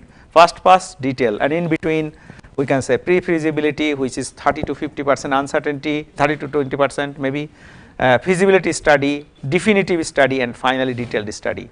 And so that's the classification we say. That's the American engineering cost classification. I think all engineers, he is nodding, he knows that one. And cost of study as a percentage of total project. So if you say first pass, it is very low cost. If it is detailed, it could be up to 10% of the total project cost. Okay. So if it is $1 billion project, $100 million you spend on economics and sorting out these kind of things, and bank will give you loan on that one. That's called bankable feasibility study or bankable study. So now this is very important, because you can say, and sometimes people say this is class 5, class 4, class 3, class 2, and class 1 study. So class 1 study is best, most precise study. So generally in our case we do first pass, a bit of pre-feasibility, maybe feasibility, or class 3. We don't go beyond class 3, because that needs specialized and as I said, lot of money and etc. Our job is research, so we want to know early stage of this technology and how to do that one, that kind of thing. So does that make sense, that definition, clarity, clear? Everyone, any confusion? So if you want to, generally client comes, you said that I can do a bit of class 5 job or class 4 job, and you can define what does that mean, accuracy percentage, what they will get out of that, how much they spend, because they have to spend like that. You understand that? Clear? And there are lots of jobs like that. Again, if you want to freelance this kind of work, there are so many inquiries people struggle with, because people have a bit of economics but not technical. So you can fill that gap, engineer plus MBA kind of that, not necessarily MBA, engineer plus economics or finance, I would say. So how do we do it? So you can do in hand calculation, Excel calculation. You can have lot of process design and optimization software, Aspen he talked about, flow sheeting software. Equipment, Aspen has got an economic analyzer. It's a really good, when I started with my career, Aspen was not that, particularly Aspen economic analyzer was not good. Now you give all the details, the data, it will simulate the whole plant for you, even how many, you know, that if the whole plant layout, security post, for example, things like that, even that sort of level that people are entering, like they say, this is MNN IT campus. If you have a plant like that, whole plant you can design it, and it will pick the cost from concrete, from glass, from everything. Basically, you can do just plug and play kind of software. But there are software is, again, I remind you, garbage in, garbage out. So you need to remember that one.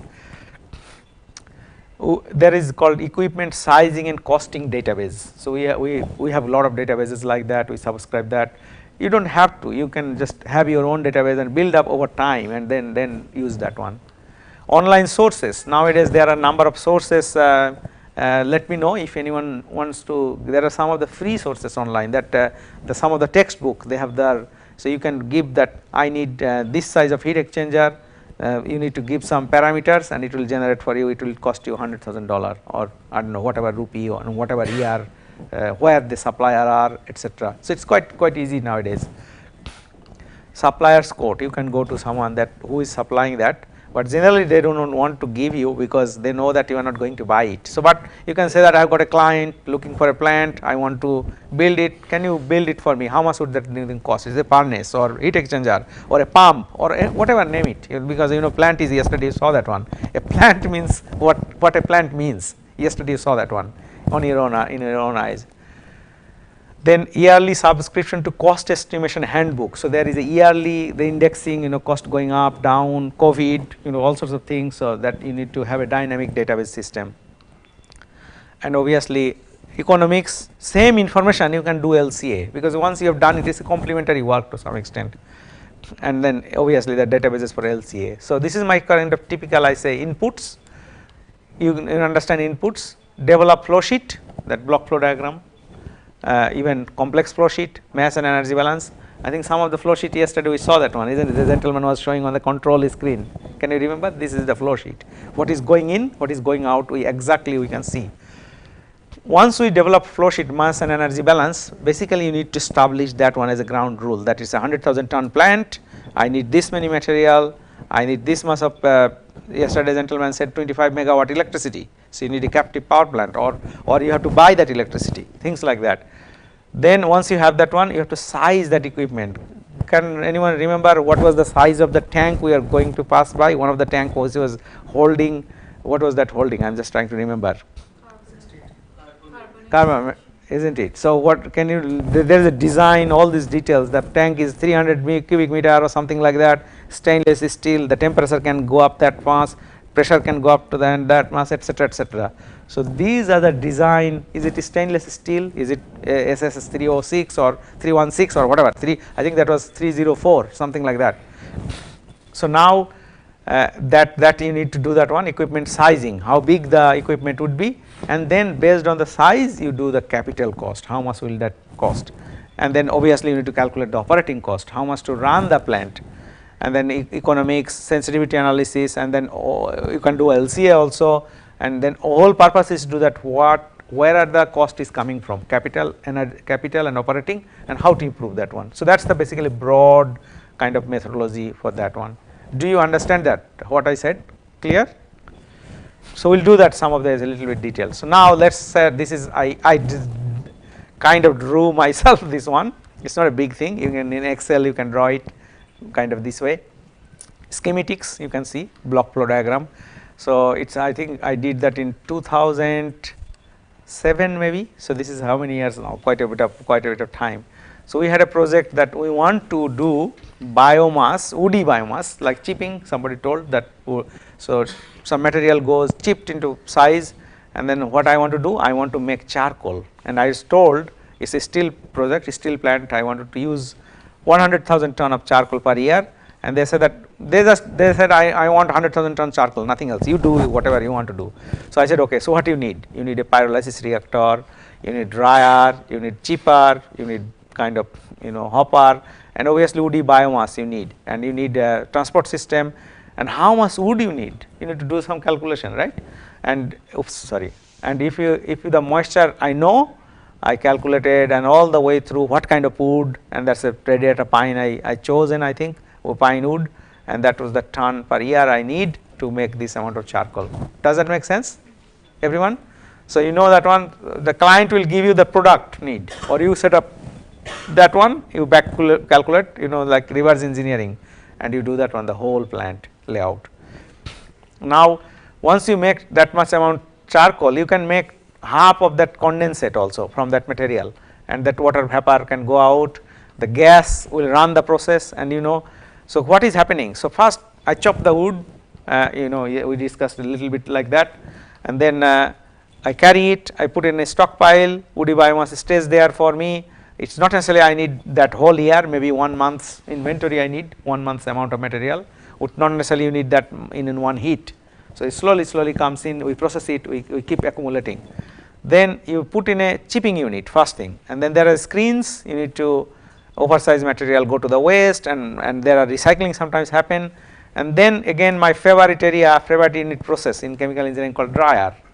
It's a bed dryer I designed, and it's a chips going over that one, and it's a conveyor. Yesterday you saw a lot of conveyor belts.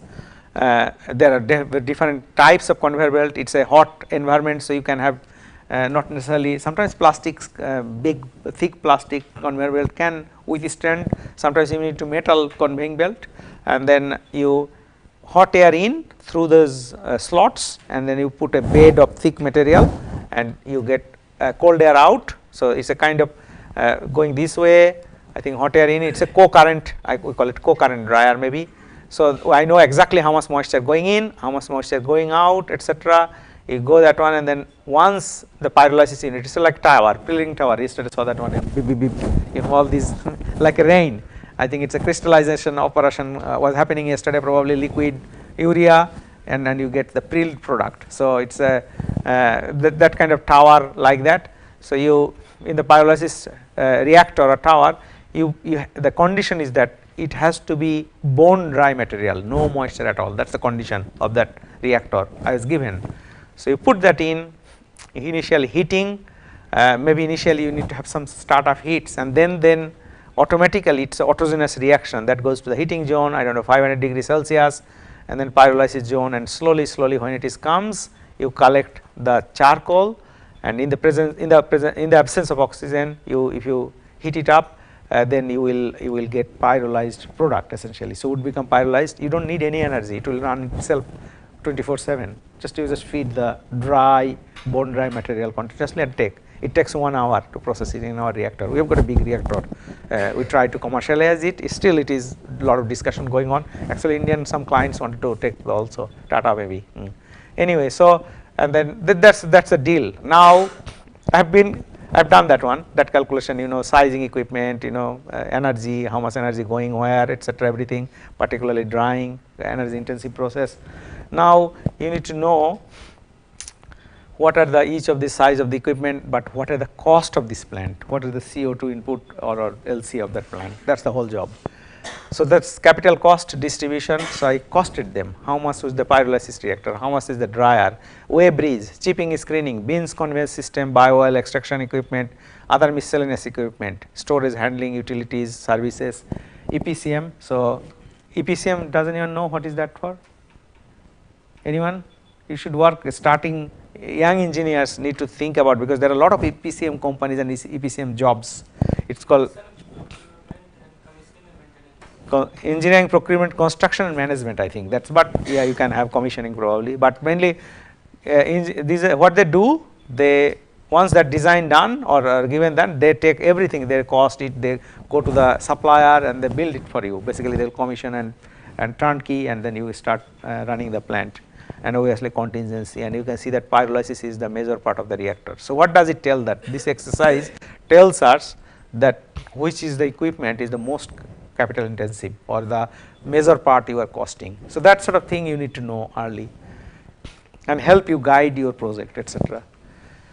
There is a capital cost template, I think that comes from the textbook, and interesting thing here. So, see that one. So, this is a kind of example. What you do initially, it is called direct plant cost, and the basis is direct equipment cost, which is equals to equipment purchase cost plus freight. Okay. So, that EPC, equipment purchase cost. Okay. So, that is first that $100 million, for example, that you get that equipment plant. Okay. So, that is even say, so that one, if I go back to previous slide, the add of that say for $100 million. Okay.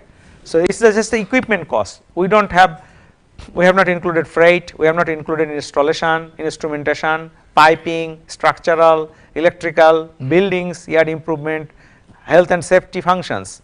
Yesterday you said there was a leak in there, safe, what is that, safe work area or clean work area is equal to safe work area, something like that. So, health and safety, you need to make some provision for that. And then, so that becomes, so already I started with 100. If I just need $100 to get my equipment, it will be 2.5 times more just if you include this part. Does that make sense? So, it is at least double it mainly, or 2.5, depending on, these are the numbers, sometimes it is a bit, that as a percentage, and this percentage can vary depending on if you have already electrical or if you have already pipes there, and this is I am talking about, they call greenfield project or brownfield project. So, this is a greenfield project, okay, fresh, nothing there, but if there is something there, then you can adjust these numbers. Does that make sense? So, now once you have that one total, then you have got land. In this case, I did not include, because in Australia land is not a big deal. In India, land is big deal, is not it? Very precious commodity or place thing. Engineering supervision, legal expenses, construction expenses. So, these will be the total item, and then working capital. I told you that one, I do not buy that much wood biomass just in the beginning. I buy maybe 1 month of the stock or maybe 2 weeks of the stock, and that is what is called working capital. At least everything ready, if nothing, some problems occur like COVID, I can run the plant smoothly. So, that kind of thing.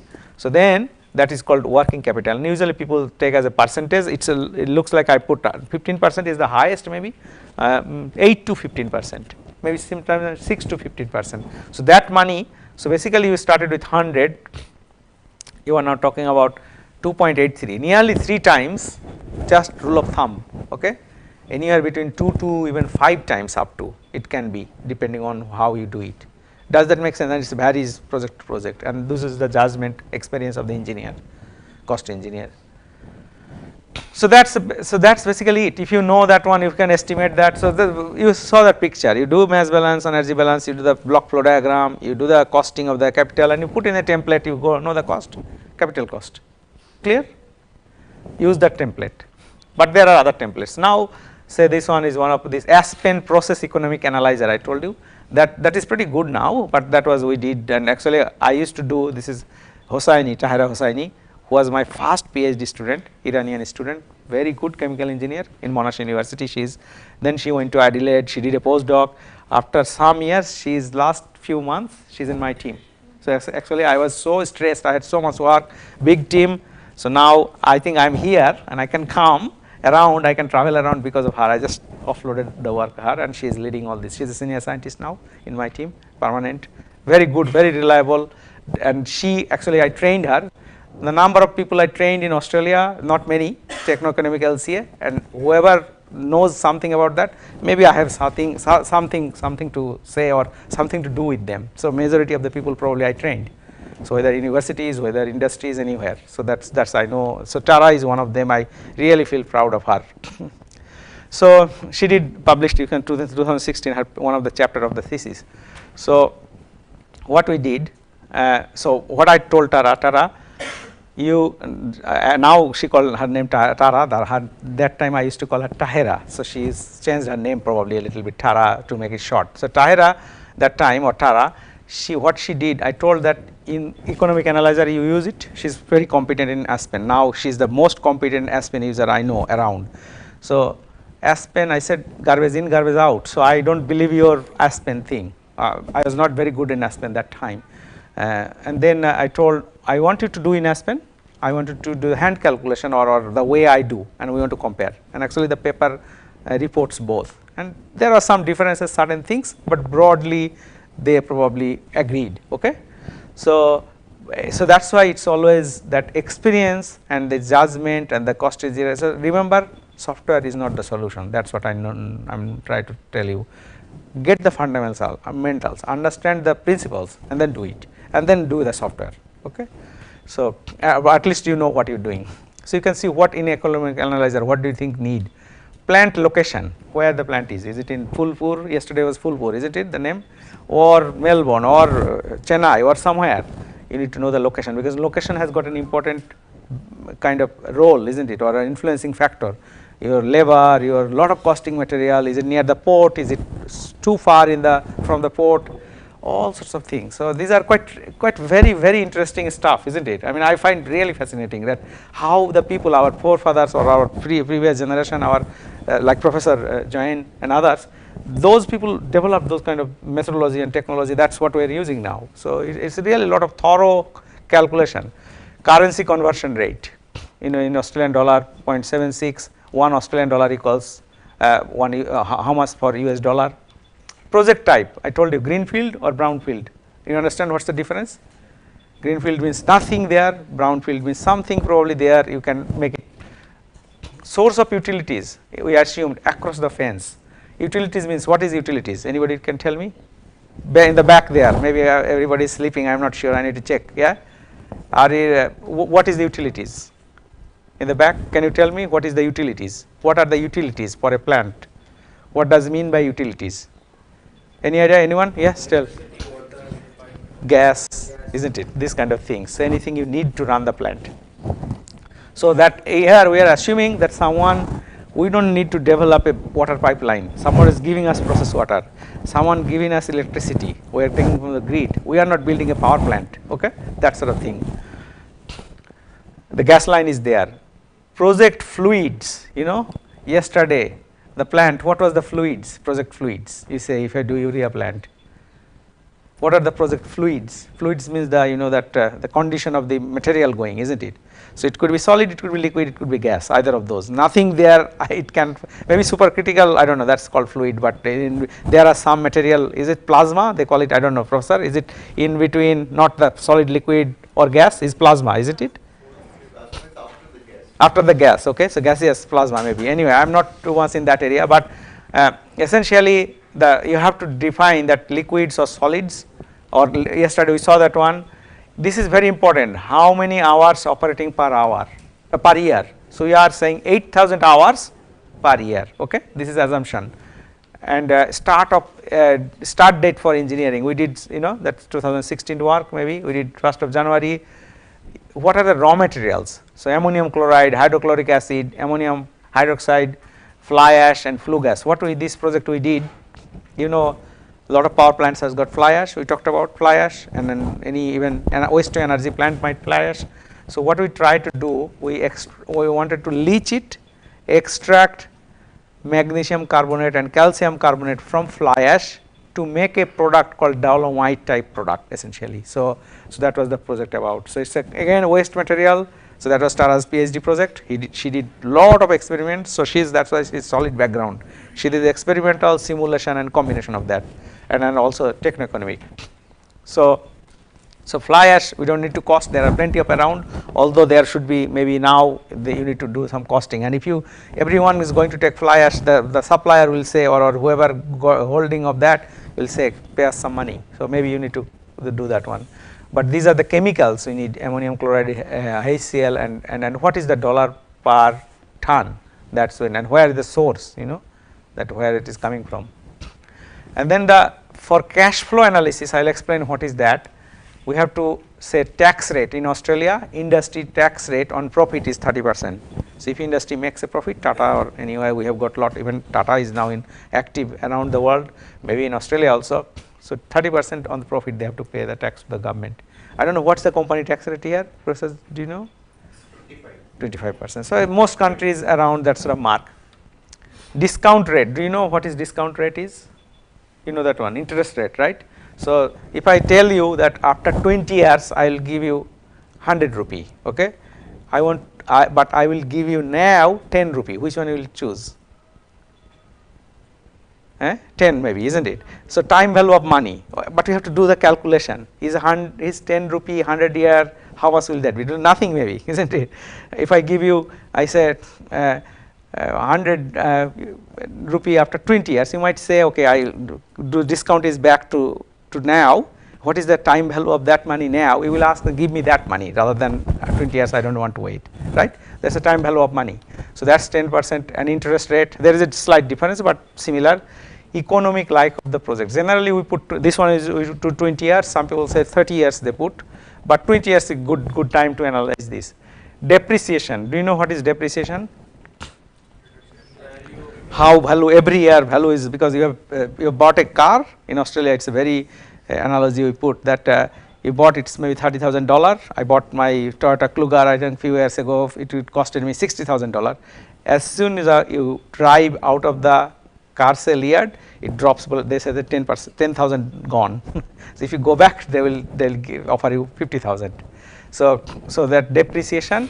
I mean that's a drastic case for cars. Some goods depreciate very quickly. Some goods, but generally straight line we say 5%. If 20 years, it's $100 million, 5% per year. You say whatever money comes that year, that depreciation, 2 million maybe or something like that. Anyway, so that then working capital in this case 6.7%. I told you, I showed you before 15% that we are using is 6%, 6.7% of the fixed capital cost as a percentage. Utilities. Now what is utilities? Electricity, $1.1 per kilowatt hour. So that means 10 cent per kilowatt hour. Do you know what is kilowatt hour in Indian rupee? What is the electricity cost here? Domestic it is around 7 rupee. 7 rupee per 10 rupee per kilowatt hour. No? Yes, one unit. 1 unit, 1 in kilowatt hour. So 10 rupee. 10 rupee. What about the industries? High or low? It will be high. High. Industries it is around 10 to 13 rupees. 10 to 13 rupees. About double of. So looks.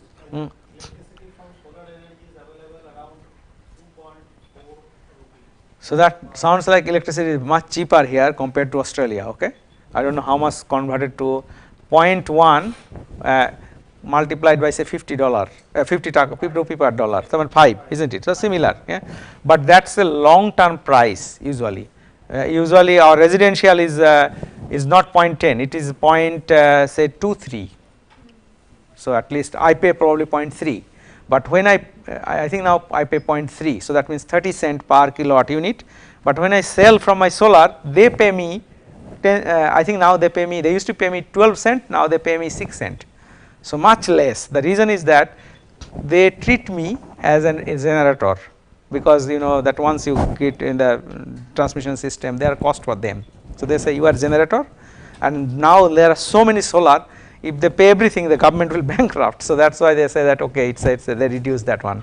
So past 2 years I did, I got I used to pay 20 cent I think, or 25 cent, but I used to sell at 12 cents. So that was very good. First 2 years I didn't need to pay electricity, and then now coming back I'm paying now a little bit more, but still it's good. Solar is good. I think increasingly they will say you don't have to pay, you can get any pay, because there are too many solar already. Initially they give for as kind of incentive, and it could be possible some people say they will penalize you, that sometime so much electricity if you want to send in the grid you will be penalized. So okay, then what should I do? Having solar is a bit problematic for me. Then okay, I'll say I'll get batteries, I'll store it and use it myself. So that's another way to do that, but I have to invest some money for batteries, right? So these are all trade-offs and combinations, and it's not simple thing. And water, $2.5 per cubic meter. I think nowadays we use 3.5, maybe $3.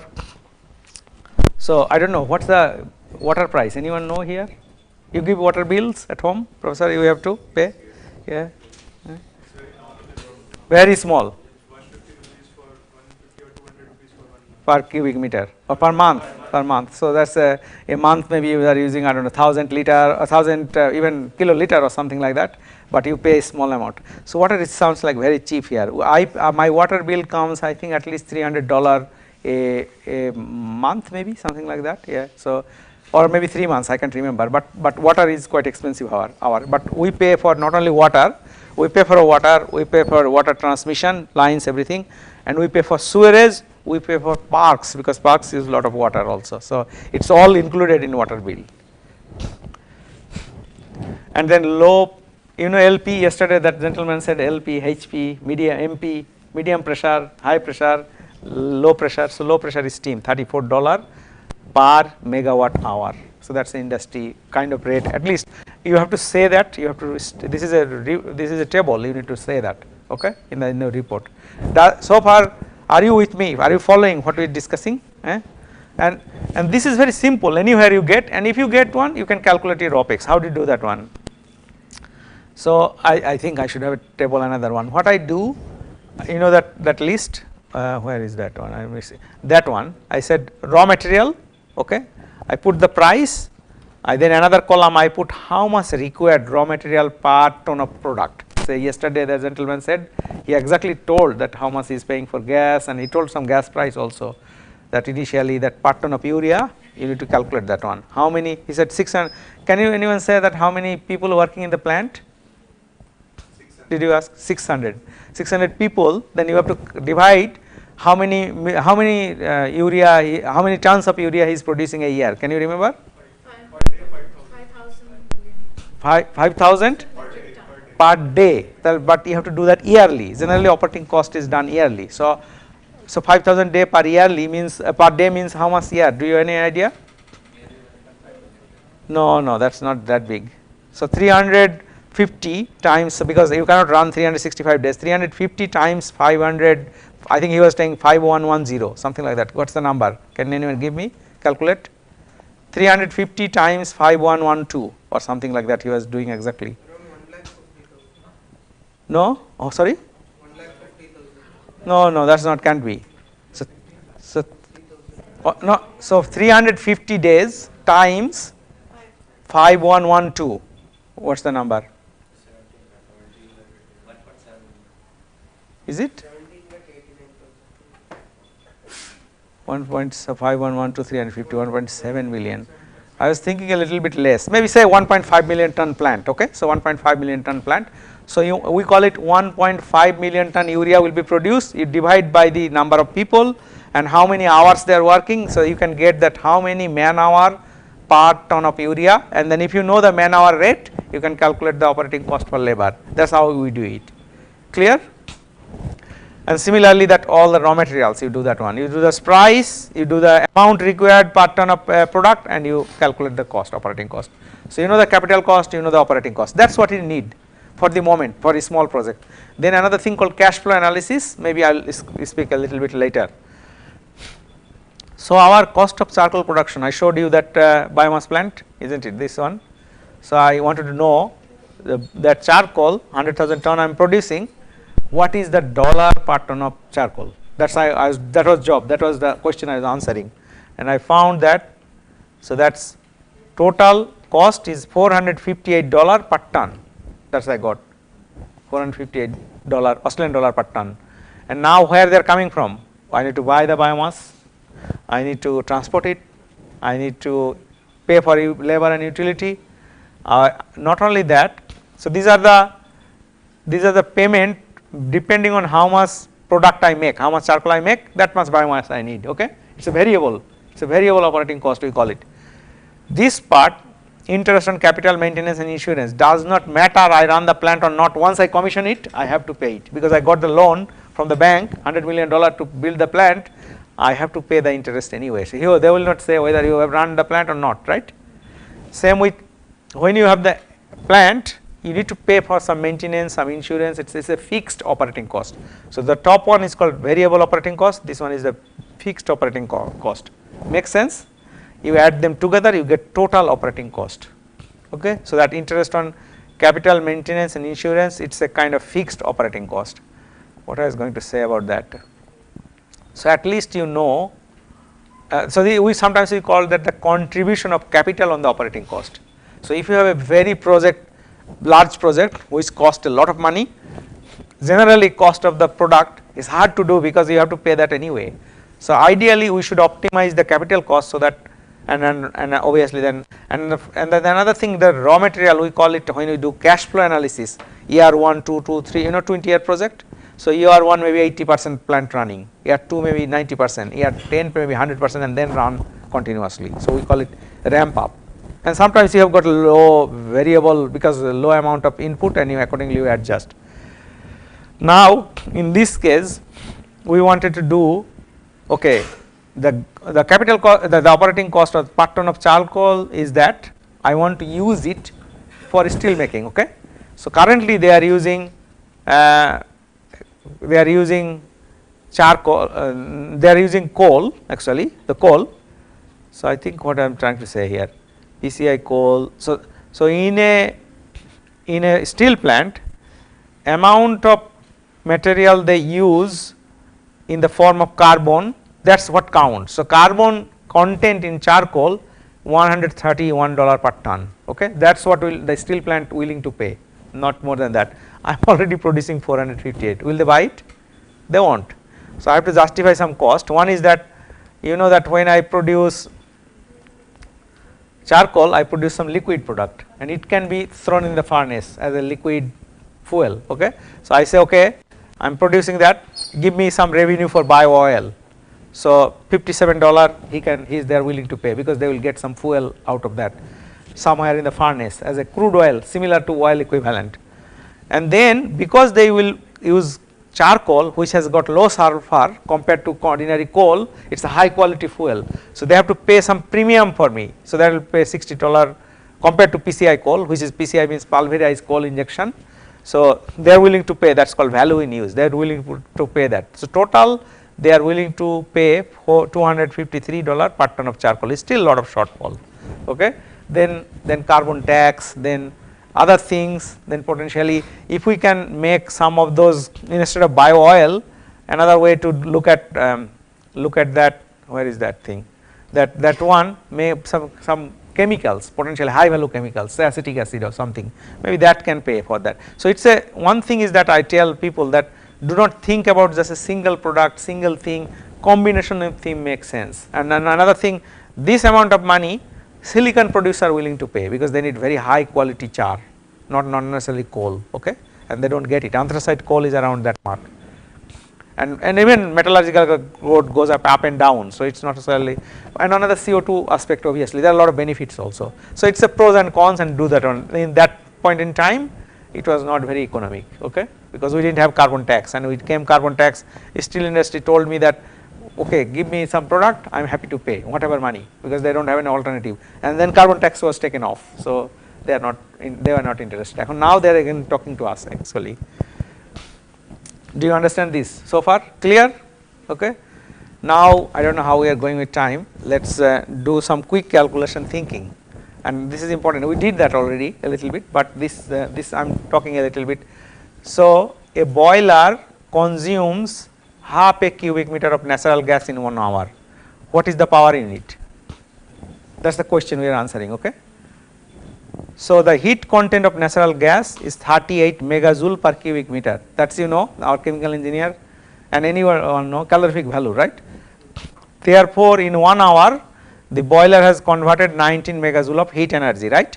And power equals energy divided by time, right? That many megajoules per second. So that means 5.3 kilowatt. Do you follow me? Clear? Then thermal boiler efficiency anywhere 75 to 85%, say 80%.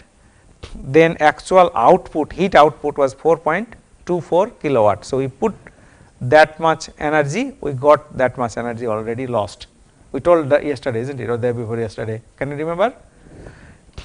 So if that boiler you run over 350 days, 24 hours, that many hours you need to run. The total energy you will get from this boiler is that many kilowatt hour or that many megawatt, we call it thermal energy, still not electrical converted.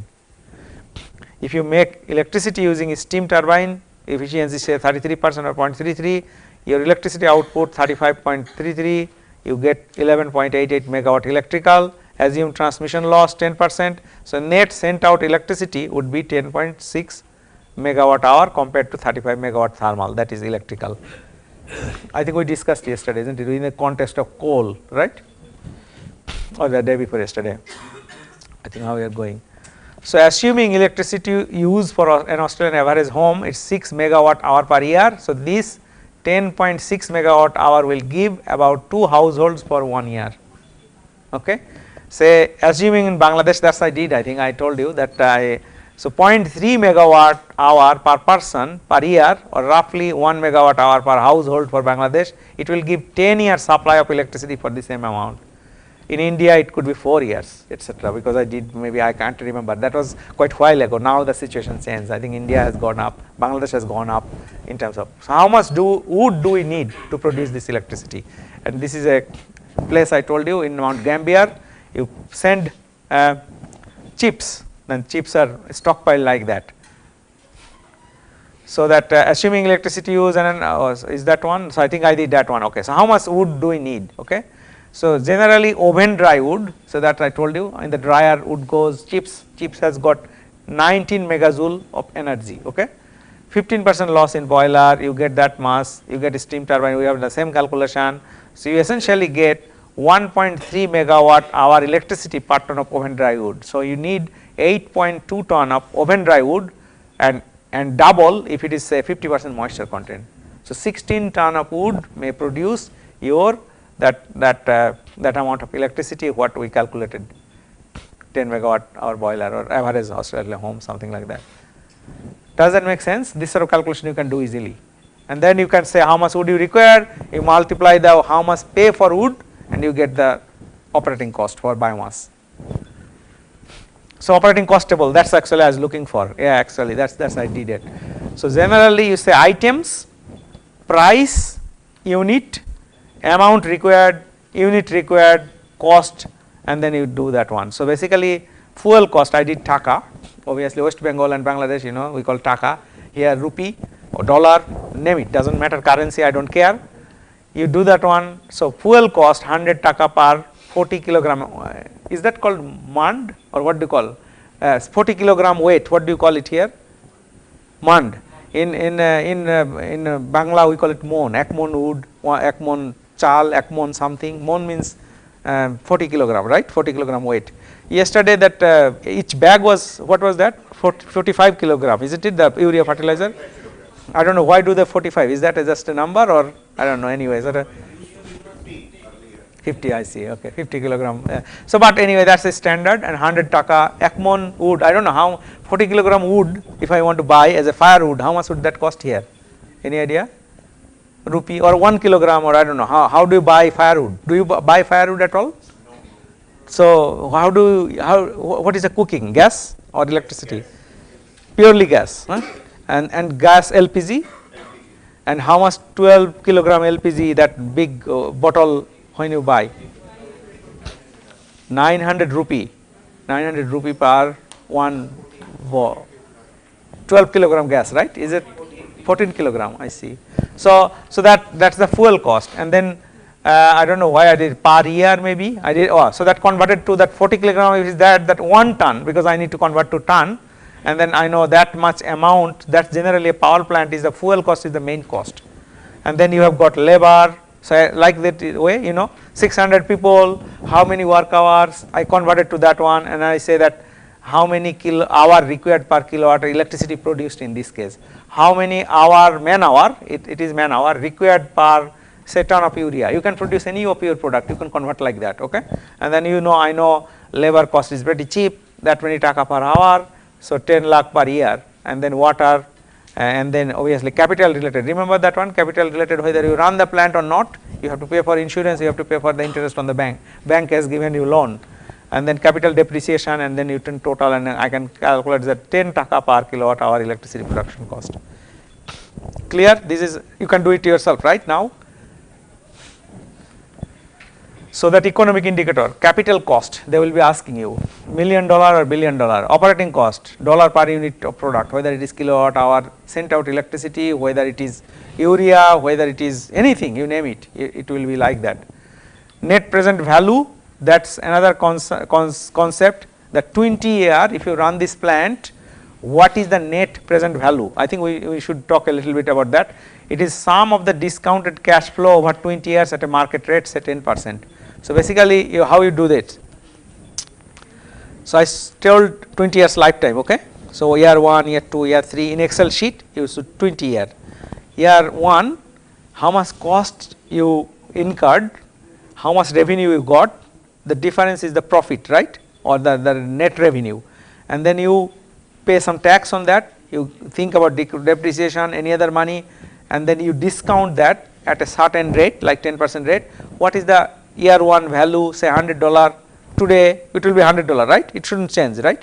Year 2 might change, year 3 might change, and your year 20 will change a lot, isn't it, because 20 years $100, maybe now it is $10. So and then add them up, and then that will be called, that's called net present value, okay. So usually that sum should be higher than you. So if you say you invest $100 today or 100 rupee today, what you want 20 years down the track, you want that 100 rupee back, right. So if it is you get 100 rupee back, that NPV is 0, okay. So that means that project will not make money, not lose, you will get exactly what you invested today, you will get your money back, and that's the NPV 0. If it is say I invested today 100, after 20 years I get, after discounting I get 110, what does that mean? NPV is 10% more. So that's called internal rate of return, 10%, okay. So 10% NPV is forced to make 0, okay, and what rate you are getting, so that's called internal rate of return. So that's the return is 10% I am getting, okay. If it is a $100 becomes 90, then you lose 10%, and you don't want to go to that project, because at least after discounting you want. There is another thing called real option analysis, which is a very advanced concept. So that is because a lot of mining project I have done it, and they say that that discount rate is not static, it's a dynamic thing, okay.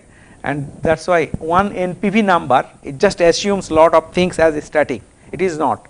So that takes into account, and maybe some mathematician, I don't understand a lot of mathematics behind that, real option analysis. So that's a very new kind of economic analysis thing, not new I would say, because mathematicians used to do that, but people are increasingly getting aware of that. So it's all these uncertainties taken into account, and then you calculate NPV, but at the moment it's straightforward. I don't understand that, that's why I do straightforward, 20 year, that's NPV, that's it. So generally you want more IRR, more NPV, anything above 20, 30, 40%, it's say 30% NPV, 30% IRR, 100 you get, it's a really good project. People would say, okay, I'll invest it. Generally, people expect 10 to 20%, and then payback period. Payback period is that, so 20, so year 1 you invested money, isn't it? You just, maybe they commissioned the plant. Year 1 you have no money, so basically it will be go like that year 1, 2, 3, 4, and then slowly every year you are getting some money back, okay, some of your capital, and then slowly return like that. So you are whatever year that crossover, that break even, that means maybe it could be 3 year, 4 year, 5 year, depending on the project, you get your money back. So if it is more than 10 year, people does not like it, and less than, it should be less than 10 years, you get your cash at yours, whatever invested, you got it money back, and then rest of the years is benefit. But at the end of the day, these are the indicators, but this is not necessarily people based decision on that. There are so many factors, like the government project. They want to think about employment, there are other benefit, even it is a losing project, still they do that one. But there are other reasons for that one. So you need to, at least you need to know these numbers and then make a decision. Does that make sense what I have said so far? Do you have any question? Is it again interesting or new or anything like that? Eh? So any project you do, yes sir. Okay, net present value. Okay, so it's I should have a, I hope, I don't think I have got a spreadsheet. Maybe we can do an exercise if we have time. So year 1, okay, year 1. So you have got a column year 1 in Excel. Year 1 you have got a total cost you incurred, all these labor, etc., etc. You have got total product cost, right? You sell this product, you get revenue, okay. So revenue minus cost is your net revenue. Am I clear? Now on the net revenue you deduct depreciation, okay. Why you deduct depreciation? Say 100,000 net revenue, okay. You deduct depreciation is 5% of that your total project cost, right? So you minus 5% of the total project. That's the amount revenue for tax purposes, because you don't pay tax on the total revenue, on the net revenue, rather than revenue after depreciation deducted. Do you understand that? Clear? So then you get tax amount, taxable amount, you have to pay the tax to the government, okay. So your net revenue minus tax, okay, that's your real revenue. Clear? And then that revenue, say $100 or whatever dollar, you have to discount that with a discounting rate. So year 1 doesn't matter, because year 1 is the same money, but year 2, year 3, increasingly same money will be reduced, isn't it? Because you are bringing back to today's value, okay. So 10 years, in year 10th year, if it is $100, if you discount it back at 10%, it might be $50 today. You add this row, add this row, okay. So that's the total will be the net present value, because every year is a present value. So there will be 20 present value, you add them up, that's the net present value. Is it clear? Everyone clear? You got it now? So anyway, technical evaluation is the first step for technical marketing of the project. So anything you start up or anything you do, if you don't have these numbers, nobody will give you money, isn't it? And identify and list assumptions for plant size, location, develop block flow diagram, undertake mass energy balance, identify unit processes, equipment, size them for throughput or production capacity, estimate capital and operating cost, and develop cash flow sheet like the way I have said, calculate NPV, IRR, payback period. Another thing you can do, undertake sensitivity of inputs, because your raw material price goes up and down, okay. Once you have the pie chart of the operating cost, okay, you can then pick the which is the most operating cost. It is labor, is it capital, is it electricity, is it gas, you know, and gas price goes on up and down, everything goes on up and down. There is another software, actually, as I said, I have got so many softwares. It's called at risk. Google it and you will find it. Anyone doing techno-economics, I recommend you to know also at risk. The reason is that it's an Excel sheet, it embeds in the Excel sheet. So you have got all the inputs, you give a value, average, plus minus standard deviation. What will at risk do? it will generate like this, that LCA we did our sensitivity analysis Monte Carlo simulation. Actually your CIMA Pro software has that capability too. So what it will do, so input it will do lots of iterations and come up with an input, and so input, what the distribution of input varies, it will create a nice distribution. For example, I said 500, 408, 38 or $68 per ton of charcoal, it's a number, but it's a, they will give a distribution that 90% of the cases it will be like that and 10% will be beyond and above that. So that's very important to know. Many companies wants to know that one. So these are the skills I am talking about. If you want to develop a career as a consultant, these are the key things. Whatever consulting area you do, it's good useful tool to know. Already have given that one. So I think these lecture notes within your back. So that's not that I'm not. So that's Bioenergy Australia. I told you. I think Oregon State University has got a lot of video lectures on bioenergy. IEA, International Energy Agency, Biochar International, lot of work going on biochar. You can, I think biochar will be increasingly one of the way to sequester carbon. Actually yesterday I forgot that one, that what they are doing, putting in the agricultural soil, and that's thinking that is stable for a long time. They don't grow or have any impact on growth, plant growth, but apparently they help for some of the properties of the soil or land, and but on another way to keep the lots of land to keep our carbon for a long time. So that's another way of sequestration. And also this is the one of the, you can, the Peters Timmer House, I think that's the book. You Google it, or I'm not sure whether that link still works, but if it doesn't work, just trunk it from here and you will see, you will give a piece of, there are hundreds of equipments, you know, heat exchanger, boiler, your pumps, your reactors, vessels, pressure vessel, autoclave, you name it. So you pick it, you give the how big your equipment is, it will give you the cost. Use that one, but make sure what currency, what year. There is another concept I skipped that one, didn't talk about. It's called indexing. Sometimes what we say, so the cost is given at say 2014.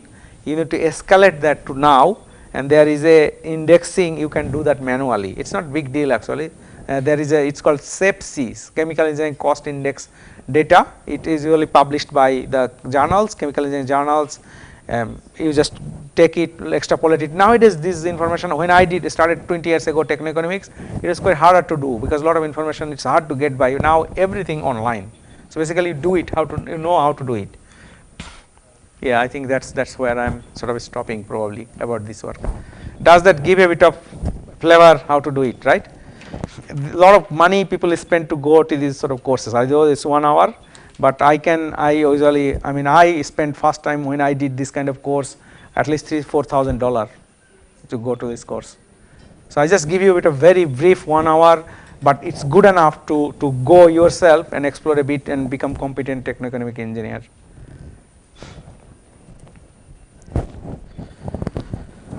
I think how we are going with time, and where is Dr. Akshoy? Are you okay to go another lecture, or you want break, or what? What do you want? Which is environmental management system, which is short lecture though.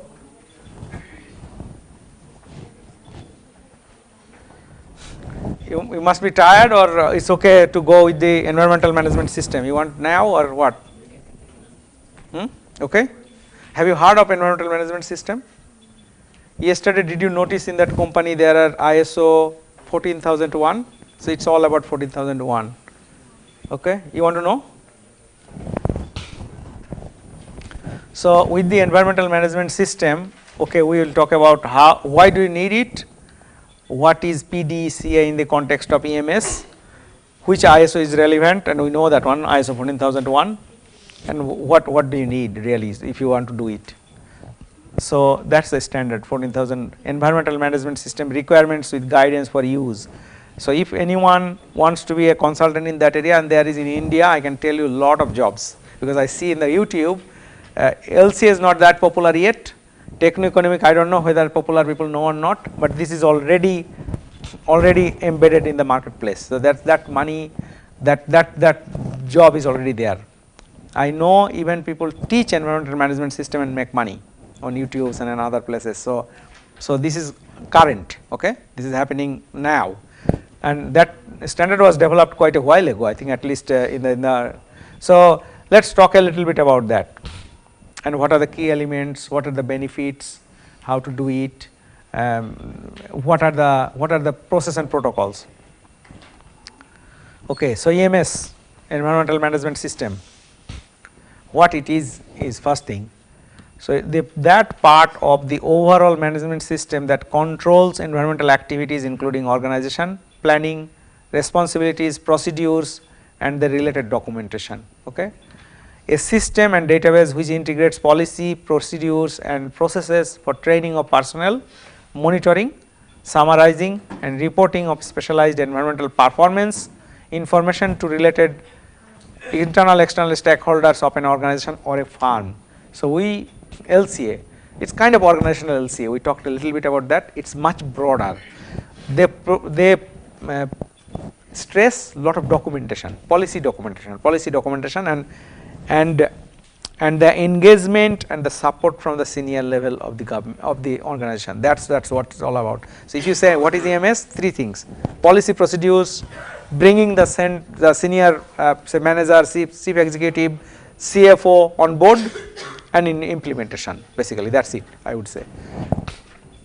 So the international organization, it's a 14001, the most widely used standard on which an EMS is based on, and came out from British standard 7750 in 1996, so quite old.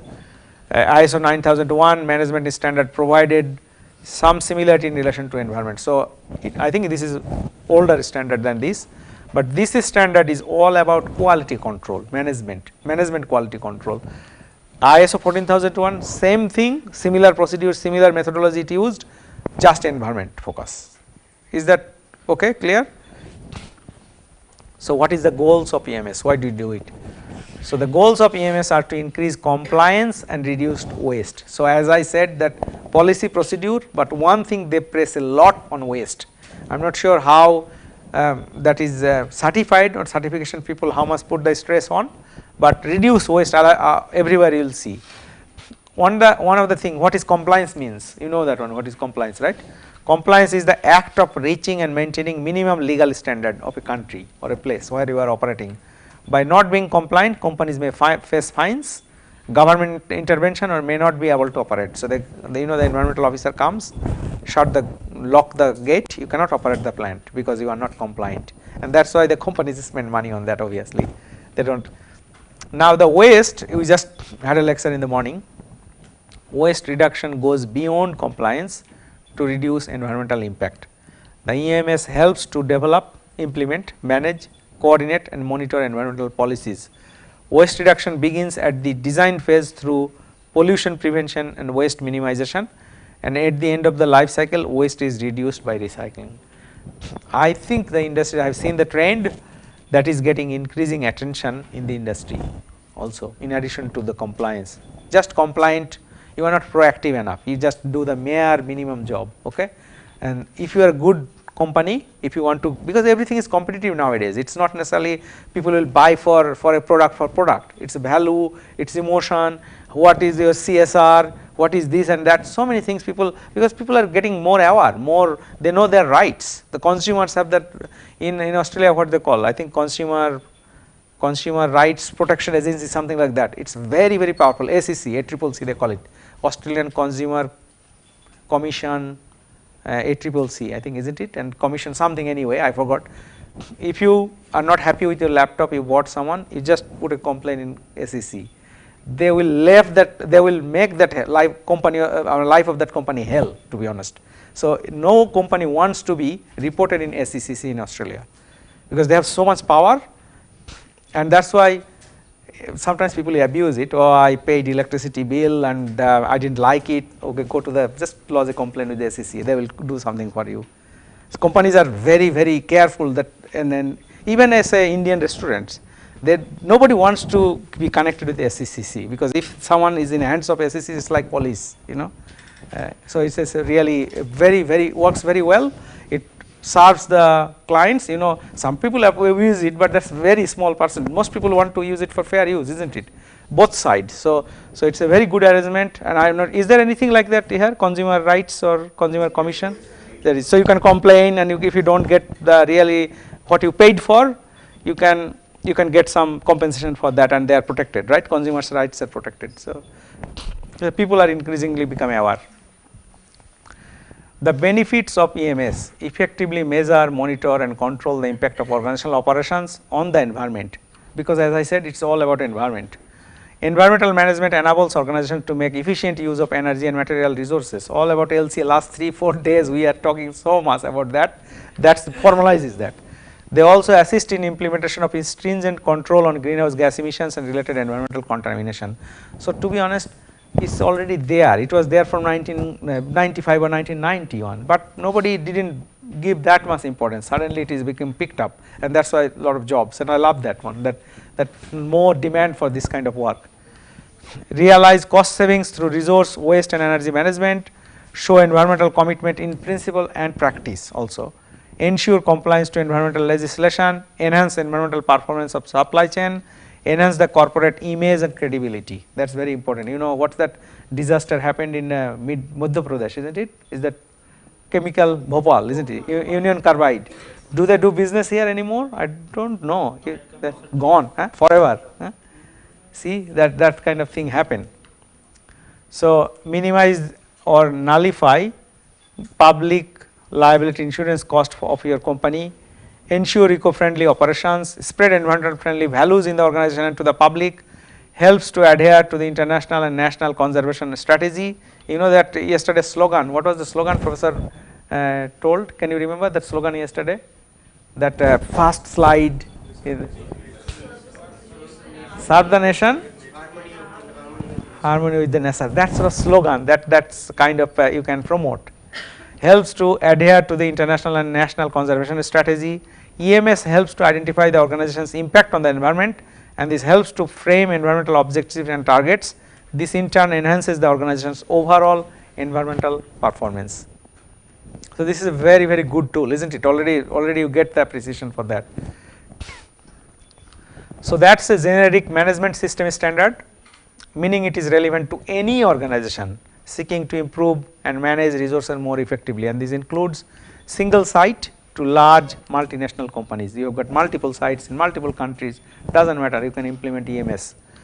High risk companies to low risk service organizations, like even I don't know whether NNIT, if they have, you may think of that also. The manufacturing, process, service industries including local governments, all industry sectors including public and private sectors, original equipment manufacturers and then suppliers. So everyone is a kind of company and farm level tool, and that's why I was talking about OLCA, organizational LCA. So the key benefits and elements. So first you need to have a policy, environmental policy, and then usually it is written in the CEO's office, and anywhere you go there is a environmental policy. Planning, implementation and operation, checking and corrective action, and management review. So the benefits is that if you implement these 5 things, cost savings due to improved environmental efficiency, share environmental responsibilities, lower environmental risk, increased competitiveness in global marketplace, because your reputation goes up. Even you save cost sometimes, many cases. So some common terms used in EMS, they call it PDCA cycle, plan, do, and do, when you do, you can use LC as a tool or any other tools, and check and then act. So they call it PDCA cycle. You can see plan, environmental impact evaluation, objectives and action plan. When you do, education of the workers, education of your customers, communication, documentation, management, emergency, and then check, monitoring, evaluate, compliance, internal audit sometimes you need to do, and then obviously you need to do corrective action, and it's a kind of cycle. And this is a kind of certificate. You saw that certificate yesterday. This is ISO 9001, ISO 14001, OHS I think 18001, something like that. So that all this certification has to be done by bodies. There are bodies.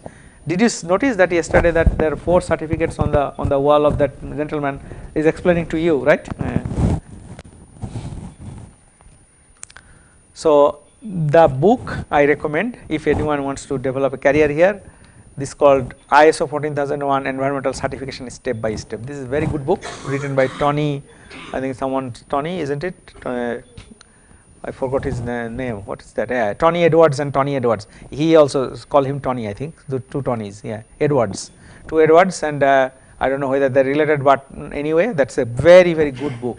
You can get it, and it's a PDF copy. You can find the whole book, and that explains exactly. I think that's the best resource I would recommend, because 1 hour I cannot do it, and I have not done it myself though, but although I have associated some links I had and those people who did it, so I know exactly. It's a quite thorough process, and that you can see that book actually. So that's terms and definitions, context of the organization, leadership. This is very important to bring the leadership on board. CEO, CFO, all these head of units, planning, support, and then operation, performance evaluation, audit, and they have a glossary of terms. Some of the templates they have got, what data you need to collect, how you collect it, very, very elaborate. So in Australia, there is another one is called National Greenhouse Accounting Guidelines, because in Australia, according to the rule, you have to report if you emit 25,000 ton of CO2 per year. More than that, you must have to report in the government system now. So you can't avoid it. You have to report it. How do you calculate? That greenhouse gases. Your operation, CO2, CH4, N2H, SF6. You know that one, sulfur hexafluoride, and 2 HFC gases. I think these are phasing out there. You see that 22,800 times compared to CO2. So if a process you are developing and using SF6, and you say my process is sustainable, and you are going, and I have seen that one actually, that's my own experience. I said, what you are using?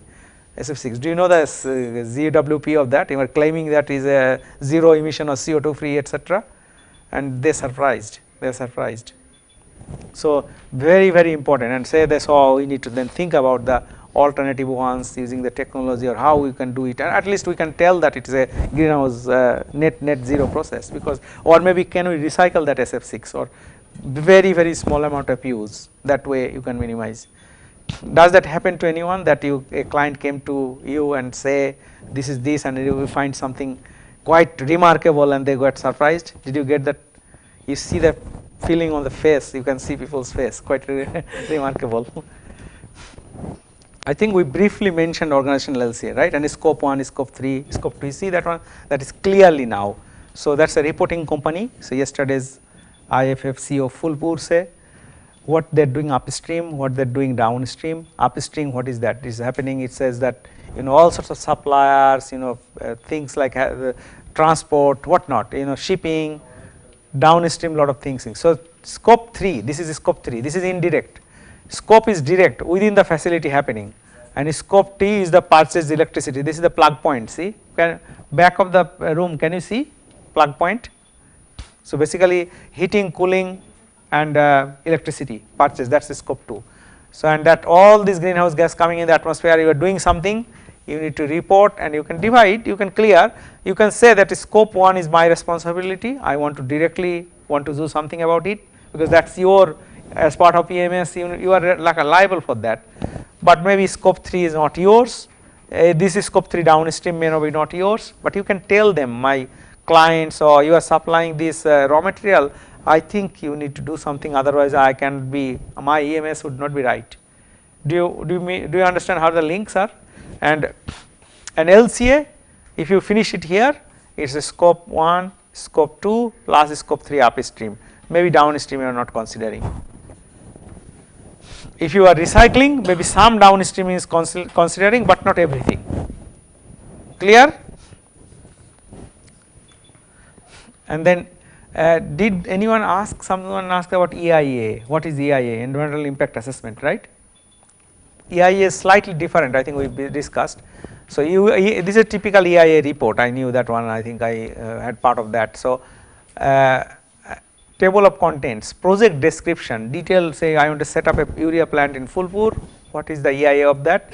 You need to give the location, natural environment, the detailed project description, type of project location, technical specification, size of the project, capacity, infrastructure required, networks, technology to be used, utilities required, project plan, project everything, and then project location, soil, topography, water, flora, fauna, climate, human environment, population, demography, land use, cultural, anything you are going to damage or destroy, all these things has to be part of that. Existing environmental situation, existing environmental pollution sources, assessment of environmental pollution before the project, environmental parameters of the project, what is the benchmark, yesterday we told about that reference point, and if something happening, what are the solution, zero solution, other location, other size, other technology, and what I are going to do, pollution prevention, mitigation of the environmental impacts, that is very, very important, and that is the typical EIA report. People spend lots of money on that, and the project has to be, because that without EIS report, I do not think project will be approved by government. So, I think what we discussed about EMS, PDCA cycle, compliance and waste minimization, that is the bottom line, consciously and potentially reducing cost, but energy, water, waste, and I sort of consider myself as a ECWW scientist. I tell everyone that I just want to know what is this and how to minimize that kind of that. At least I can recommend some options. ISO 14001, other relevant standards, National Greenhouse Gas Reporting Scheme, that is in Australian one, some countries IPCC guidelines, I think yesterday somebody talked about, organizational life cycle assessment, OLCA, environmental impact assessment, and how a report looks like. I think these are the things we discussed, and there are measuring operations performance, there are few I guess that particularly that books you can have a look, and I think that is what I want to discuss today. So, I think now how we are going with time, so maybe we can do a bit of round up that what we learned today, a bit of summarizing from each, so that we learn from each other too, and broadly I do not know, a lot of things I covered today, unfortunately a bit of heavy lecture, loaded, lot of information, but I think short, sharp, quick, at least we can tell what you got out of this. Maybe I can start from the back of the room. A bit louder, can you do, so that everybody can hear? A bit, yeah.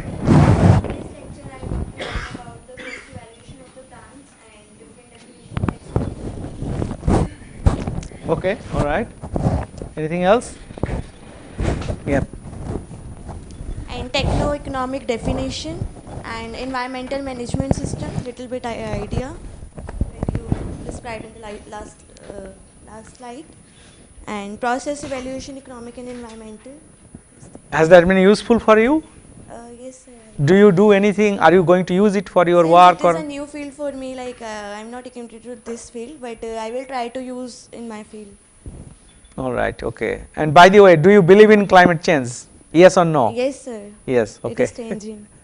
And overall rating so far what we have discussed, do you think, say, if I say 10, out of how much you will give me my mark?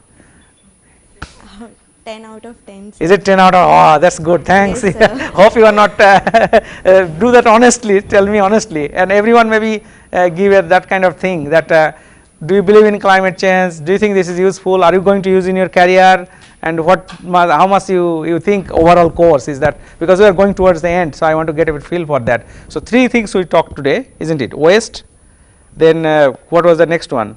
Techno-economic, a bit of bioenergy context also, isn't it? And also the finally with EMS and organizational LCA, things like that, and a bit of reinforcement of scope 1, scope 2, scope 3, right? So all of these hopefully, I don't know, next one, let's see, gentlemen, do you think it's useful? Hello sir, actually today I missed the first lecture, but still I got to know about techno-economic evolution. Like for any new startup or project, these things are needed. Also environmental impact and EIA, EMS, these things that is necessary for any startup or establishment. Thanks. And out of 10, I am not going to fail you if you fail in the exam anyway, and so doesn't matter. You can tell me, how is it useful overall? Yeah, the course is very useful, but the trouble is for 8:30 lecture only. 8:30, okay. Okay, I see. That's not my, I think that's probably, we need to send that feedback to Dr. Akshoy that yeah, 8:30 is a little bit early start, isn't it? Today, yeah. Actually today we want to start, isn't it? Later decided 9, but anyway, sometimes some people come early and late, but okay, it's okay. I wake up early, so for me it was no problem, but I think I knew but although I came late today for the other reason. Yeah, in the morning actually I went to the, what's that called, bank of the river is full of fog.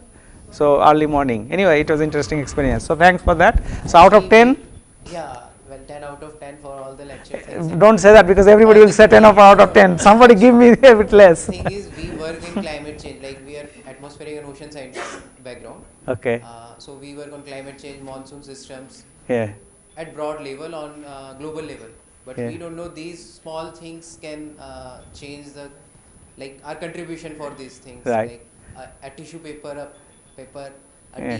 tea Yeah. of cup, as sir told. Right. These small things are also contributing to that change. To that one. So when you talk with friends, I don't know, you are a relatively young man, obviously young. So do you discuss about the friends? Do they think about climate change? What do you think? Not here, like I got to discuss with few only. One guy, I think he's working in agriculture background, and Yeah. but yeah, we work there on climate So- change so- over 30 to 40 years analysis. We do a time series analysis Okay. for CO2 also, and temperature, like you told, 1.5 degrees Celsius in decades it is changing. We analyze that like with data analysis and visualization techniques, and we run model for predictions for short-term and long-term predictions. We run models, Right. numerical weather models. Yeah. So these are changes which we can see, but what are the factors behind the changes? Yeah. That comes from here. Like from Okay. this course, we get to point out, okay, these are the areas that are contributing to these changes. So we need to focus on that. Okay. Yeah. So that's within your friends here, you said. But what about outside? Say when you do kind of casual conversation, chatting, is these things come up at all, or no? Only Hindi movies or something? No. Actually, like my guide, his lab is sponsored by DST. Okay. Climate Change Research Lab only. So he works on land use, land cover change, Right. LULC, urbanization and heat, like Right. how urban heat islands are impacting the global warming. Okay. So we use actually model things, Okay. like how unsupervised and supervised calculation of agriculture, how it is evolving urbanization, and how agricultural land or forestation is decreasing. We do that analysis using satellite imagery. So we do that analysis only, like okay, this has been changed, or this has been changing, or we do forecast like this will be changed in that time. But what are the factors, like small factors that can be done with this LCA and all industry management systems, that thing. So if we can combine those two fields together, I think we can do, like, because we can study the change, what is happening over the even 100 years scale. And this field, like environmental field and sustainability field, this can show the factors, and also like how to mitigate things, how to reduce emissions.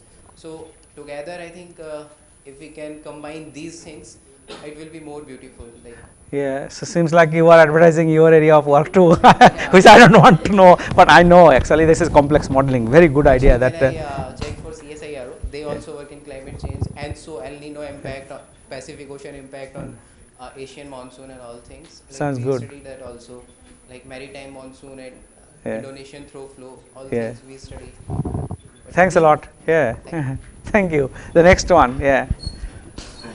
Sir. Give me marks fast. Thanks. So now one thing I want to ask fast. Say we are talking here. You come from where? You come from? You come from village or rural area or towns or cities? Town. What town is that? Sorry, what name of the town? Fatehpur. Fatehpur. Fatehpur. Fatehpur, and is In between Allahabad and Kanpur. Allahabad and Kanpur. So in Fatehpur, say ordinary people, do they know this about that at all? Do you think, or if they ask about, you ask about the climate change, or do you believe in or something? What do they think? They will say. Not much. Huh? They are saying that temperature is increasing yearly, but they do not know the technical Aspects of that. aspects of that. Why is there chemical changes happening? if climate change is happening or what is this. I don't know. They experience the temperature change or the climate change. The temperature from last year, you can say the climate from last year, temperature from last year, and it's cold from last year, and the heat waves from the last year, but they don't know the technical less. Right. Yeah. And then what's your next job for your PhD work? You were finishing or you are doing another LCA or something? No, LCA work I have done. I am doing only simulation. Now writing the other aspects of paper and just one LCA and then you will wrap it up your PhD, right? Yes. Okay. All right. Thanks, Abhishek. Good luck with your PhD and you will be keeping in touch anyway. So maybe next one then. What's your comments and suggestions? 10 out of 10. Oh, thanks. That's good. And what do you learn? Bio waste, EMS, and techno-economic evaluations. And you is the same story, not ordinary people does not know much really, right? Yes, And even our relatives say they don't know really. Yeah. I mean, we don't know how come our relatives know, isn't it? So anyway, so it's a good big job for us, isn't it, to educate. I wish I go back to Bangladesh and all the places I grew up and ask them, do you know climate change or do you know about this stuff? Maybe even in schools we can, I think nowadays things are awareness increasing, isn't it? I have a program, it's called Scientist in School program in Australia. Actually I do that for a long time, I love it.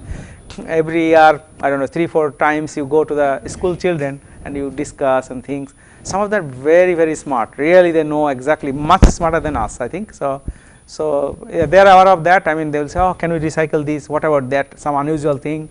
I said, yeah, I didn't think about that. So I think we have a role to play, particularly the educated part of the society. We are the cream of the society to some extent, isn't it? A lot of people have not got chance to get this. Thanks a lot, yeah, for participating. Yeah. Thank you. Hello. Sir, today I got to learn about waste management and energy from waste and techno-economic aspects of any energy plant. That's all. Thanks. Anything you wanted to know more we didn't cover here? More or less, the course content is more or less right, you think? Is it? Yeah. Isn't not too much, not too less, or is? Sir, actually, it was very much, and we as a student can't get all the things in our mind. So it gave some thinking kind of. Yes, sir. I think almost 40 to 50% efficiency. If any student get here, then it will be more than good. Okay, thanks a lot. Thank you.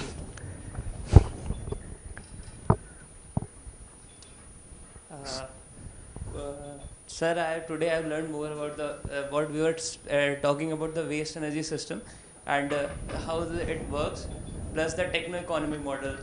I'll be working on it further in my thesis work. So that was the main thing I was thinking where to start it from, because the papers they haven't discussed to starting point, they have generally did it and then explained it well. So techno-economic model was the main part that I was looking forward for, and the EMA was the add-on to it. So that was a very good part, sir. Thanks a lot.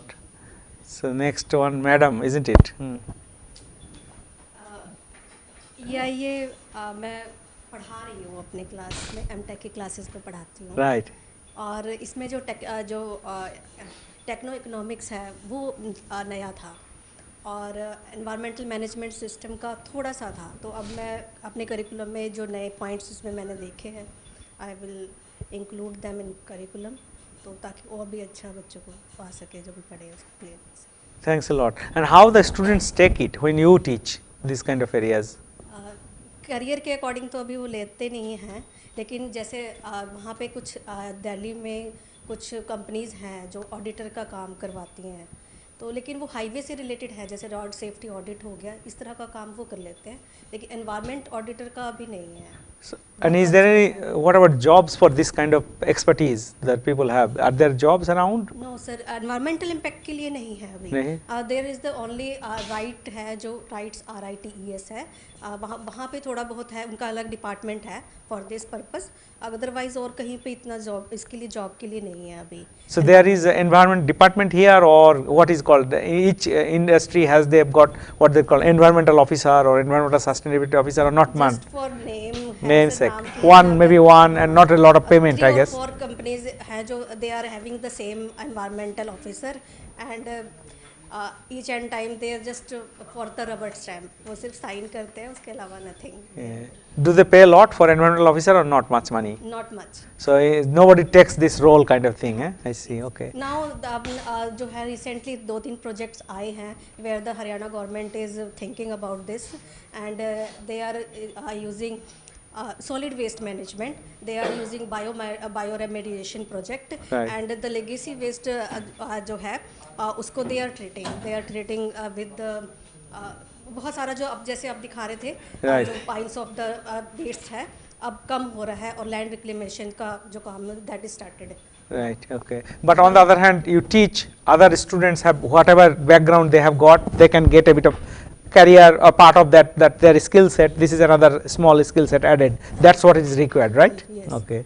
Thanks a lot. Awareness अभी required है बहुत ज़्यादा. Yeah, awareness is still yet to be gone. That's right. Good, lot of work to do. Thanks, madam. Yeah. Good morning, sir. Actually, today my topic of interest is waste management only.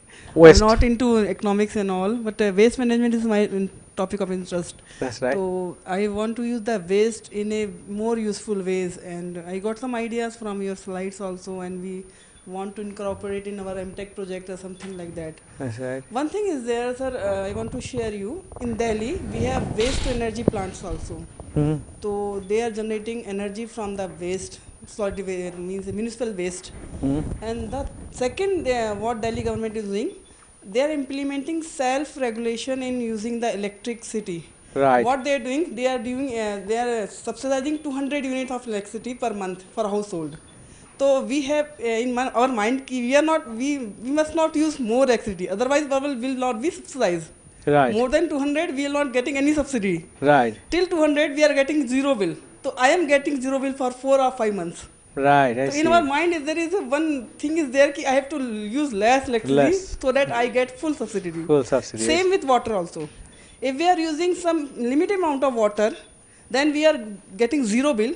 Otherwise, we have to pay for the bill also, for the sewerage also, everything we have to pay.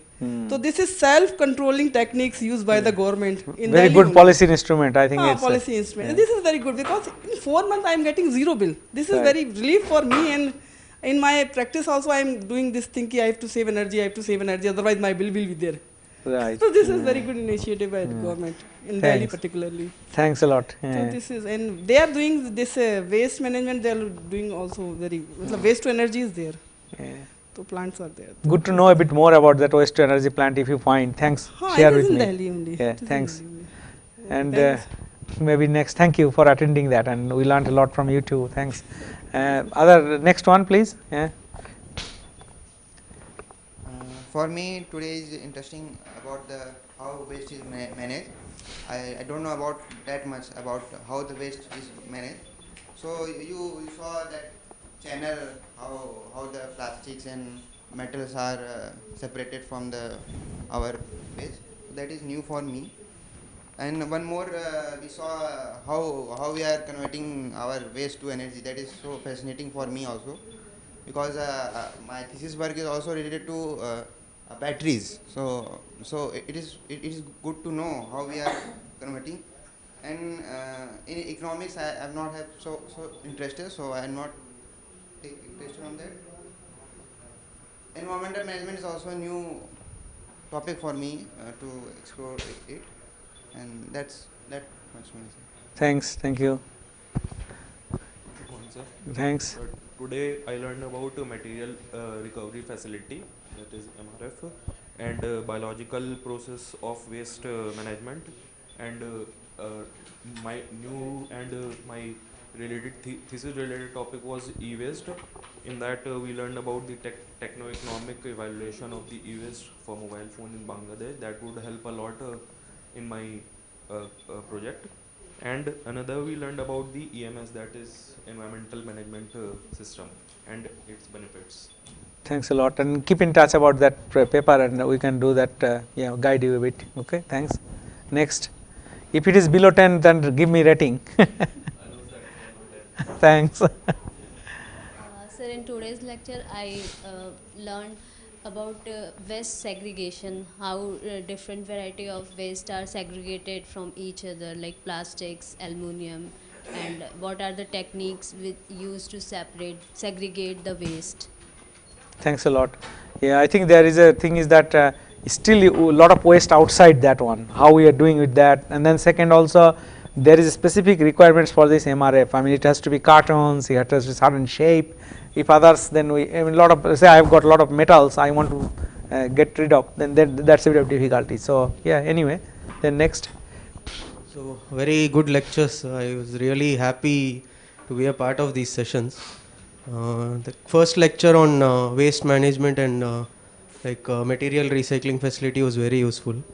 I also have a bit of experience in techno-economic evaluation. For some projects I have done it, but that too by hand only. So, and for some people I also recommend, there is a software called SuperPro Designer. SuperPro Designer. Yeah, that is by Intelligent Inc. They have a lot of case studies which you can refer to. They are freely available because Aspen is expensive.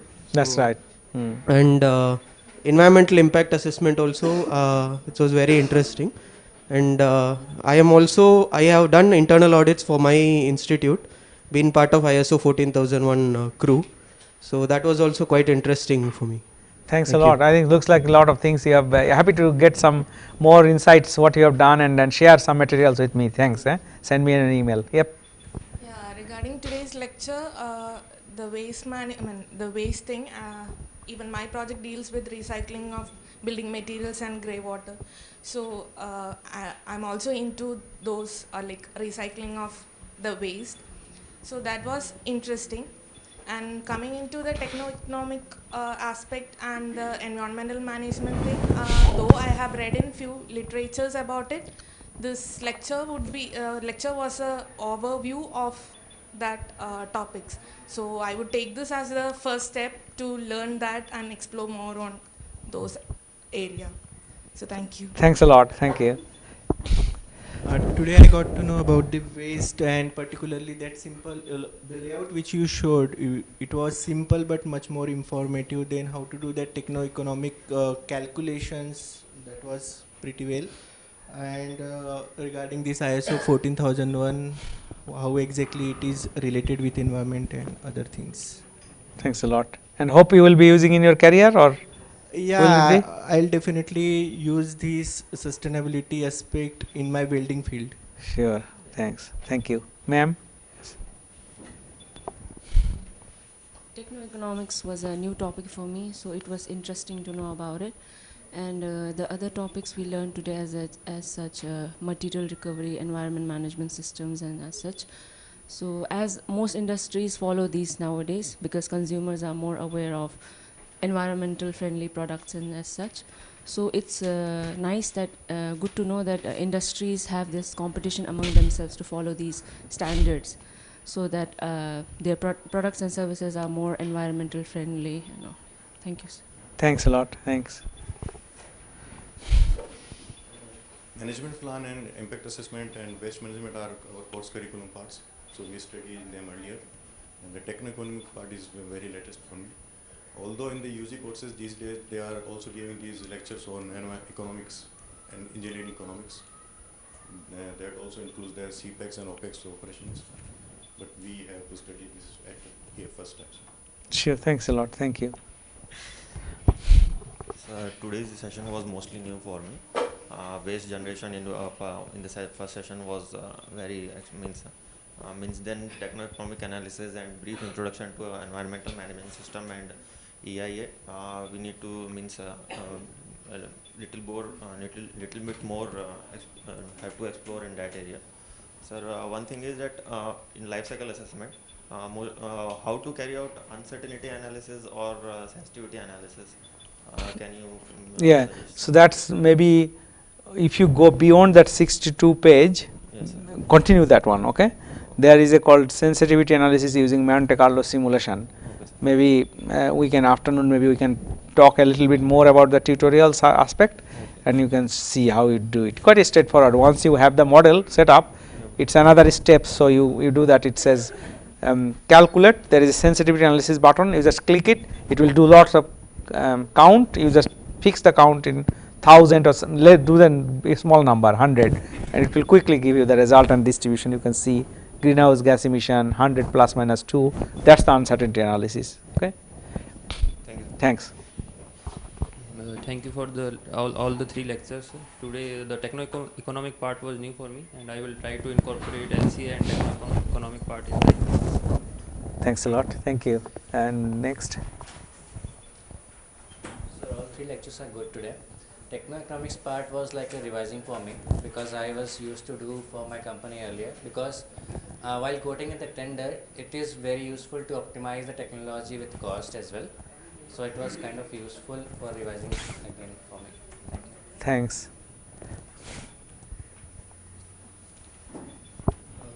Sir, all the topics we studied, we have little bit of idea from further courses.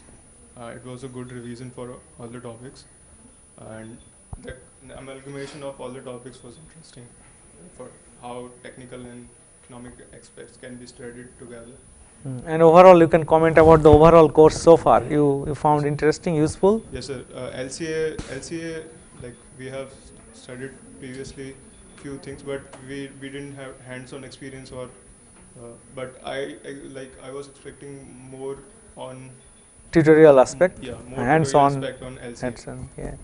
I think the period it's a bit of balance always. I think maybe I struggle a bit. I mean, there are a lot of new people in the team, so we need to make sure that everyone is a little bit catered for. It sounds like you have done some work yourself, so I wish there are a lot of materials I've given. You can explore, and a lot of case studies paper. I think Shalini is going to share 4 papers also, how we do it, contemporary things like smartphones and things like that. Happy to help. So if there's some video lectures specific to Tutorials, yeah, I think that's. If you have, you can. I think I'll probably check that if Shalini how we can be shared. Okay, thanks. Sure. Thank you. Then maybe in the back, maybe, and then front. I think we'll finish it. Hi, sir. Well, actually, to this part topic of the EMMS, the overall man system, and I knew something about the goals for that, and also for the anaerobic digestion, the mobile phone PCB, the branded and non-branded. But I'm most interested part in the biocarbon plant flowchart, which has been going to be forward for my thesis incorporated for me that. That sounds like that. You can think about it. Steel making is biomass. Yeah. So as I said, I read a paper, Google it and read it. Okay. The next one. Sir, I learned about the proper waste segregation and management practices and recycling of the different type of waste.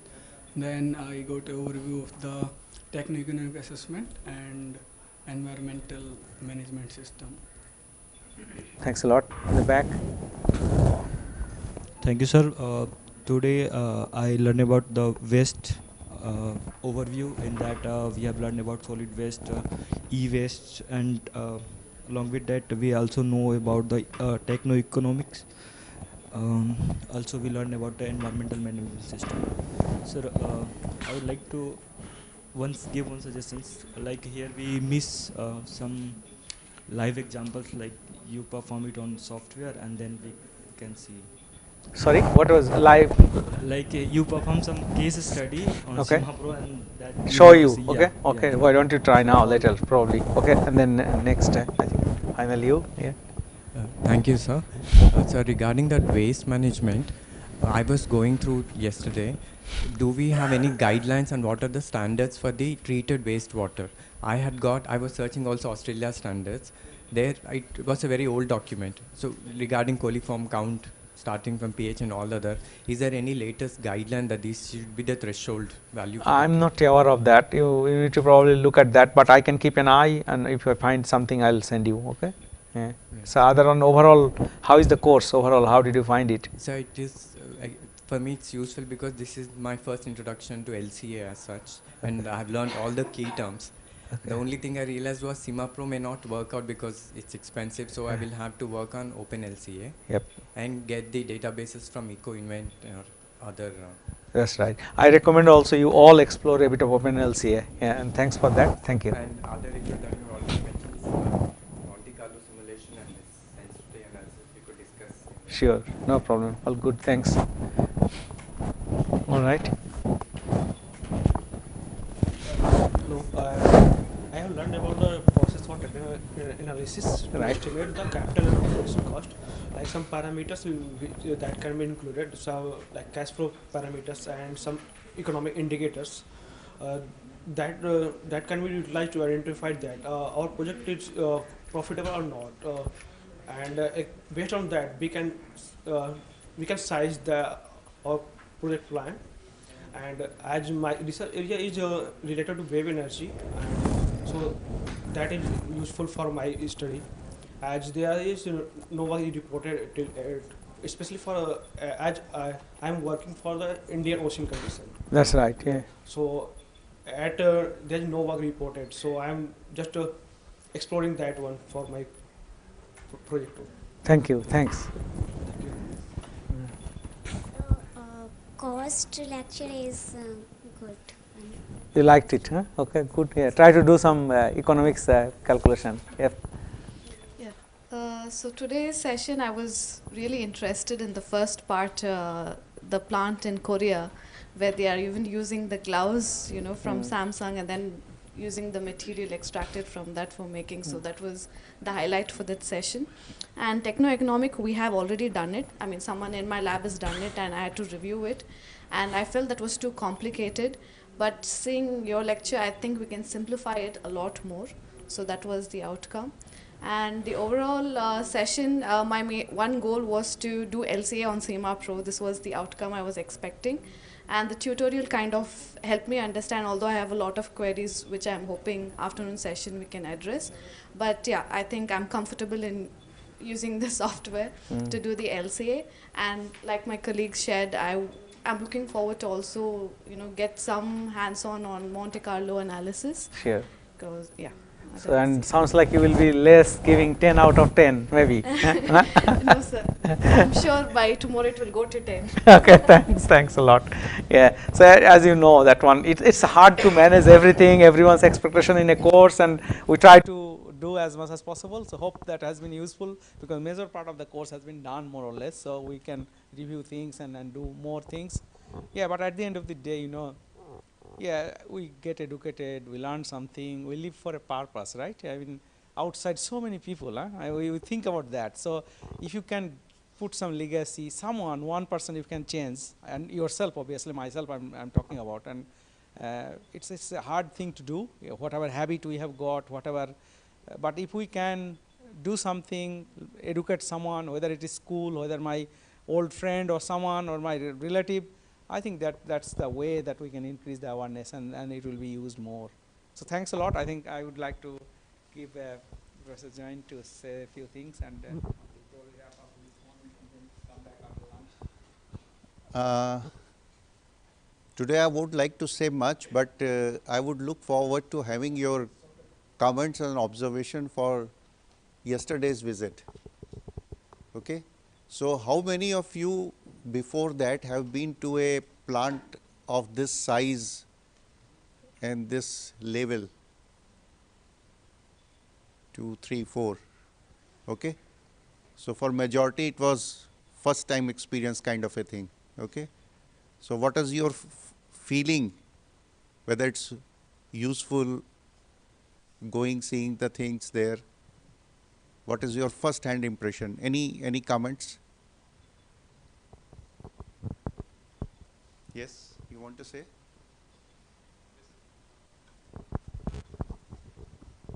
Keep sitting, it's fine. Actually, my first impression was how all the things are working in a sync. Like how, as an engineer, it's quite fascinating how all those small transistors, resistors if anything go out of order, how majorly it can impact the system. So that was the thing I was quite interested. Good. So the whole plant is automatic. Okay, it's least human intervention, and the whole system is running on electronics. Okay, and nowadays we know everyone ki computers and embedded technology is part of everyday life, and that's a good demonstration of to what extent it can go. Okay, so we may be the not be the electronics engineer, we may not be the computer engineer, but it's all around us. It's making life easy for all of us. So we have seen that. Okay, so it's important to understand many things which is not in your direct domain. Like in this course also you might have seen that thinking about environment, thinking about wastage, this is all part of life now. You can't just ignore it.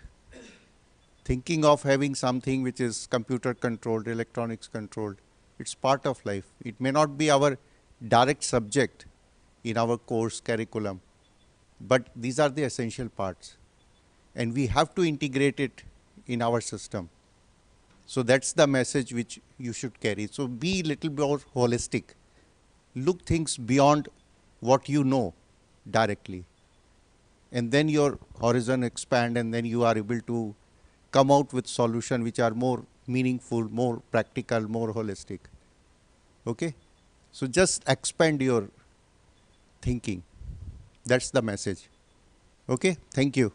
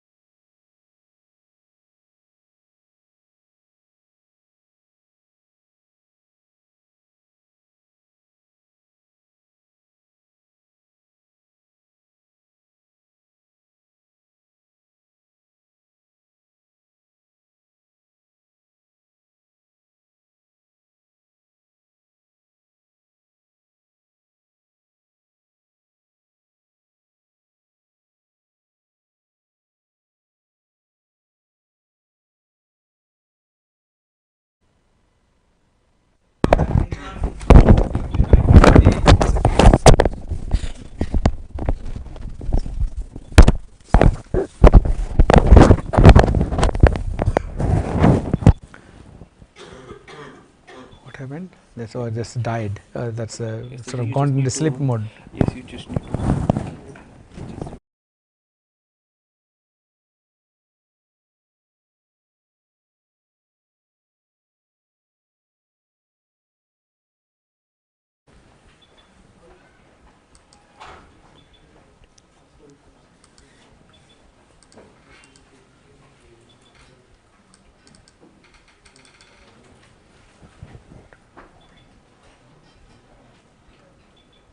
Okay.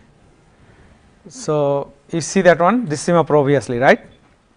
When I was talking, it was not on the screen. I said I am opening a project on aluminium. Okay, clear? Now you see that how I went there. So same deal. You have completed the tutorial, right? You completed the complete tutorial. Till page number 61. Page number 61, okay. So, if you have done that far, and I do not know how many has got completed how far, can I get a bit of sense of that? So, who has completed up to 5, say 50%, it's quite a bit, and who has completed up to 20%, so few of them. So, I think looks like majority of you just started, have not done much really, right? So, I encourage you to go through that. So, say now you are familiar with this screen, obviously who has started at least, right? Explorer and then materials, processes. So, I am going to show you that materials and then metals, I put that one, aluminum, that is I forget about aluminum too, aluminum, that is I did my model. Okay, how did I did my model? This is an example, I did other models too. So, you see documentation tab, same deal, you see, that is I can say unit process, etc. Input data, my product is 1.1 ton of aluminum, clear. Now, what I am taking an input from nature, I should put some aluminum ore, I did not do that one, I can do that one also.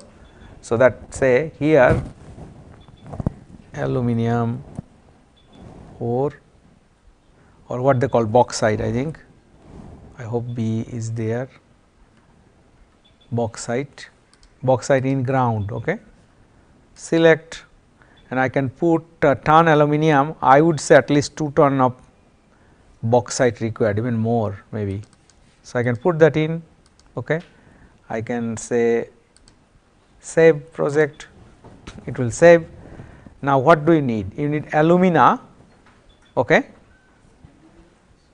does not matter subcontinent unspecified, I can put alumina, bauxite, you make bauxite to make alumina. So, how do you do that one? Bauxite you put sodium hydroxide. So, bauxite means aluminum oxide at 40% plus 44%, I think something like that. We have a lot of bauxite mines in Chhattisgarh and also Jharkhand, isn't it? Odisha also, a lot of Odisha I think. So, bauxite ore you need, you make bauxite to bauxite to alumina, not aluminum yet. I think it improves to maybe 60-70% to by removing. Have you heard a term called red mud? Red mud, you know, lots of them. World, you can from the satellite or from the sky, you can see red mud.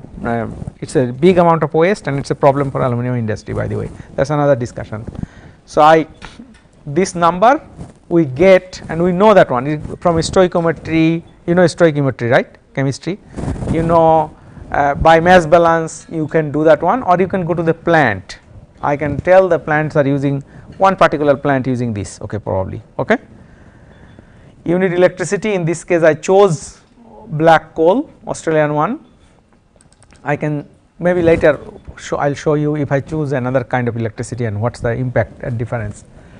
Heat, you need heat from heavy oil, you need aluminum fluoride, you need cryolite, you know that aluminum production process, and you need some black coal from Western Australian mine. I think just coal as a reductant, because you need carbon paste. Yes, in aluminum plant you need heat also to do other things. Yep, that is right. So, temperature you need. So, in this case electricity not the only energy source, electricity is to make this electricity 15,000 kilowatt hour required to, you know what they do, it is a bath, okay. Aluminum they call it pot cell or what they call it. So, what they do, they put aluminum oxide as alumina, okay, and cryolite in solution, cryolite they call it, and then you put high voltage, okay, and then they electrolyze electrolyze cell essentially, they electrolyze and make pure aluminum and take it out. So, that is a lot of electricity, but other parts they do need other kind of energy and materials, okay. So, usually aluminum plant, it is a alumina they can take, the aluminum plant, near the aluminum plant sometimes they just import alumina, okay, alumina not aluminum, alumina, and then put in the cryolite solution and then make aluminum. You need to have an anode plant, because that electricity goes on a big carbon black, and that is why you have got anode plant where you need black coal, sometimes, or pet coke sometimes they use, I do not know, I think you, but whatever way I have used in various things, various ways, that is maybe one scenario. You can have other emissions to air, for example PFC emission, this is a kind of sample, I have not done complete one may be somewhere else, I am just showing you for the example. PFC emission you need to add them. Now I want to see the, yep, sorry, avoided products. So outputs to technosphere avoided product, for example sometimes in this case it is not relevant, but sometimes if you have, say I used some carbon, it is a renewable carbon, okay, for that one I do not depend on say fossil fuel, something like that, so you can add that one, that is a benefit, that calculate as a benefit, okay. Does that make sense kind of? So it is essentially if you use some for your product, you get some other badly used material are not used that much, this kind of avoided concept not is important in this case. So I am hoping, so I cannot, why I cannot save now, yes save, and then oh sorry, oops, aluminium. Sir, is it like similar that if we are getting one product and two byproducts, so we can put these two byproducts? So that is allocation, that is the next one, next line, I will show you that later now, but do you want to see the what is that called, that network first, right? So let us do that network, because it will take a bit of time to calculate, hoping it is not too long. So anyway, you know how a CIMAPRO model look like now. So you see that one, can you see now from the back? So that one is that, you know, moving up and down, I can move that also, so that it is showing 1 kilogram of aluminium is already producing 19.5 kilogram of CO2 in this case, okay. And where they are coming from, alumina is giving some 2 out of 15, 2 only from alumina, the rest is from electricity, 15 from electricity because it is black coal. Aluminum fluoride giving a little bit, anthracite giving a little bit, and I have sort of made it cut off point. So if you put I 0, I should not do that one maybe, because you can't see anything maybe, see. So it is meaningless, isn't it? If I do that, hope that will not crash. So it is a, so I at least I need to add a little bit, I know 0.1 or something, and it will clean out a little bit, because that is the no, it is still not I think manual, yep, that is right. So that even that 0.1 it increase, you know, and slowly I can add that is cutoff point, that call it. So what I say, maybe 2% above anything I am not interested. So then you can see that very much simpler one, maybe 1.5%, so I can see some of the major items. Okay.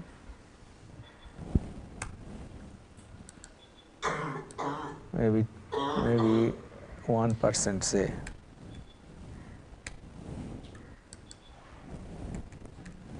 Say 1%, if I force them, you can see that one, and then I can change that one.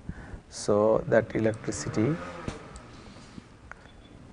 maybe I think most of them is showing that. Sorry, yeah. This cutoff is basically arbitrary number. You are just on, you just choose whatever number you are. The major products which go into it, kind of thing. That is right. So if I say 0.5%, I can see anthracite, otherwise I cannot see anthracite maybe, or heat, something like that, okay. So that is why I did. If you want to see majority in this row, you do that low cutoff rate, cutoff percent. If you do not want to see many, you put high cutoff, okay. Say even I put 10% cutoff, if I say, it will be probably make just only 1 items, maybe potential 2 items, see that one. So yes. How much contribution we are taking like that? So when you say cutoff is 10%, that means 90% you are considering. So only 5% you are, only 10% you are not considering. 10%, anything above 90% you just exclude, like you know that one anthracite, etc. were excluded that time. Am I clear? I don't know. I am making sense? No. So no. Of this 0.5% we are excluding and considering 95% within the model to show. It is there, you can show 100%, but you cannot see anything. That is why we increase a little bit and then you can put a cutoff point. Generally 2 to 5% people say, or 1 to 5%, not I should say 1 to 5%, do not go. So 99% we cover, right? Do you understand that now? Clear? Now let us, if you say this is the network, this is I am going to impact assessment, and you can see in table that is the same thing we saw in graph, we can say in table. So that kilogram of CO2, kilogram of phosphate, you know, all these ones and where they are coming from, and you can export it and even export as an Excel file and do whatever you want to do. Do you understand what I am saying? Okay, now let us do that same exercise by changing something. Say let us change the electricity to something else. Electricity by fuel, you can see electricity by anything. So let us talk about say electricity from wind. Okay. So I want to use Australian wind power maybe. I do not know whether we have one wind, let me see, wind power, electricity from Australian wind power. Okay. So that one I choose, that is the same amount of electricity, I save it. Okay. So wind electricity is producing aluminium, analyze I will believe, and then 1 kilogram. I am using a set of indicator that is Australian, but that anything we can pick, recipe, midpoint or whatever you can say, and that is the same thing, you just pick. I think by this time you know that one. If I go to the network now, so it is say it is 0.5, the same way I put. So that is the same thing, I want to show the impact the same way, and you can see now that alumina taken over, the even electricity is not there, it is so small, you know. And if I go back to impact assessment, you see that one global warming potential from dropped from 19 to 4, and electricity is only very small amount, it is not even counted. Do you understand that what I am saying? Okay. Now I want to do say sensitivity analysis, isn't it? Analyze, not that one, that way. So what I want to do, uncertainty analysis. So somebody told, okay. So I am doing this one uncertainty analysis, and let us see calculate what I do. So that is instead of fixed number, that is the calculation I said, I put 100 so that it will calculate quickly, and let us see. So it is calculating. So it is doing mean, standard deviation, etc., and the standard error of mean, coefficient of variation.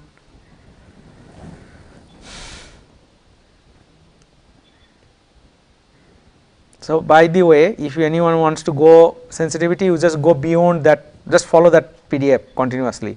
It should still have you enough saving if you do properly. Okay. And by tonight you send that PDF document. Okay. So that is all screenshots of PDF document, or even by tomorrow. If you do not finish it, do it tomorrow. See that one, global warming potential, very tight, 100 plus minus something. Eutrophication, you see that solid waste is very high uncertainty. So this is the uncertainty potential for each of these units. So the input we have given, that has got impact, and that is the variation, that is the differences. You understand that what I am saying? So I think somebody told something I wanted to cover. What is that one? Is somebody asked any question, or do you have any question? So this is how the software works mainly, and you can compare. For example, you can compare, you can calculate, I do not know, maybe aluminium 2 what I did, high voltage Eastern Australian, I want to know, I just wanted to do that one. So even say this one electricity, I can go to the electricity, I can do that electricity, and I can do the, so you see that electricity mix from Australian one, you can go to like that, and it is Australian electricity and electricity from coal, say I can go to Victorian and brown coal, go to there, and you can see Victorian brown coal, and 1 megawatt electricity, this much coal you required, you need oxygen, and actually it is a parameter, you know, it sees that various coal, etc. And we can run this, calculate this, analyze, we can choose another method empty. So it is a global, maybe European, maybe methods, Australian, European, in some cases there are various methods anyway. I think I have to choose one of those. single issue. Even you can use what is called IPCC model also, that is called accumulating energy demand. In this case I cannot, due to some reason I have got my thing set up is not properly, so that is why I cannot see recipe, but any other method if I use water footprint, that is another one, I told you that one. So anyway, depends on what method you have got. So I think I was trying to find out the global method. So looks like impact recipe is there, yes, recipe, so 2006 H, you know very well. What is that one? That's a difference. I'm trying to figure out that midpoint I want to show. Select. So that midpoint recipe, Australian bulb round coal electricity. I made a mistake. I should have done kilowatt hour basis, but doesn't matter. So if I look at network, so if I say increase a bit, oops, sorry, like this. So this is 0.368 kilogram CO2 per megajoule of electricity sent out. So 1 kilowatt hour means 3.6, you multiply by 3.6, you will get that the amount per megawatt or kilowatt hour, and I can change that to unit. So if I say calculate, analyze, instead of megajoule I would choose say 1 megawatt hour electricity sent out, if I say, and I should do the same calculation, maybe using another indicator set. I should have chosen recipe to that one, but I did not do that one. So now looks like you can see that 1.3 ton, I think that is in kilogram unit, because if I go to network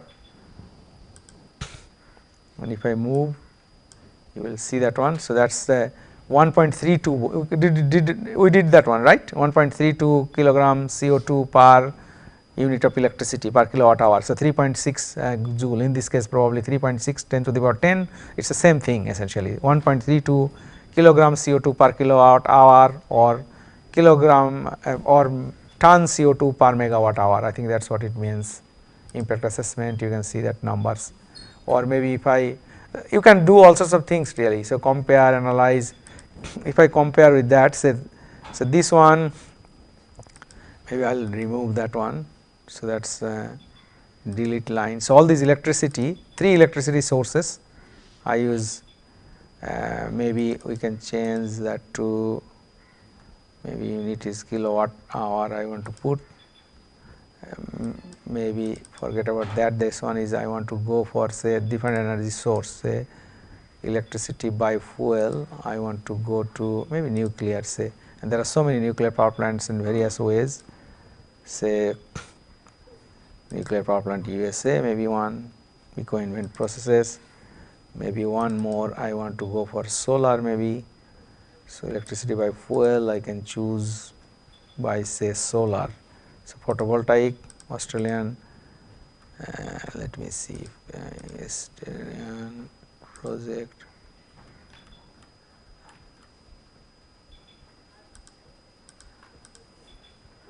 I was looking at Australian solar, say that one if I want to pick. This one I need to change to kilowatt hour. This one I need to change kilowatt hour. And now I run the, so Australian set does not matter, maybe I can go for recipe just in case. Recipe midpoint H, choose that one method, always you need to choose a method, you know, and then I calculate. So 3 electricity sources I am calculating bar for kilowatt hour, and we did that one I think on first day, can you remember? So you see that nuclear power plant very small, electricity from solar very small, electricity brown coal is very high, and all these impacts there is different in number. Do you understand this? So and sometimes they say process contribution, no, not process contribution, what I am doing, this one. So what it says, you know, the 3 number you can plot them also, or you can show them as a table and you can export them and do some other organizations. So I think that's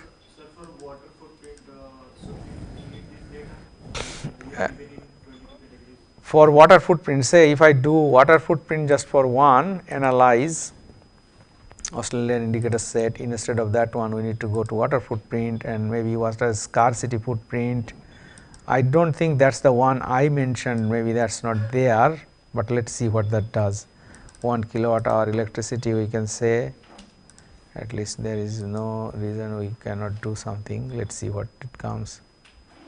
So, it says water WSI, their unit is at that many cubic meter per kilowatt hour of water. Does that make sense? So, that is one thing. So, same way, if you have, it is the method what you have got.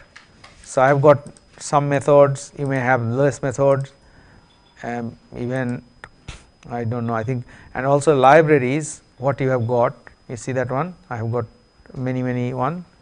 So, some of them are old, but still I use it. Social hotspot database I have got. So, in the processes I told you that I have got, yes, so that database somewhere, that if I want to do process something materials, I can do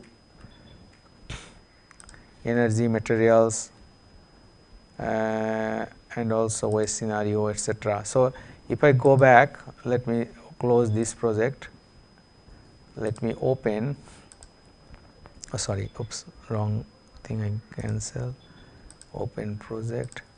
So, if I say tutorial with wood example, open, how we are going with time, okay.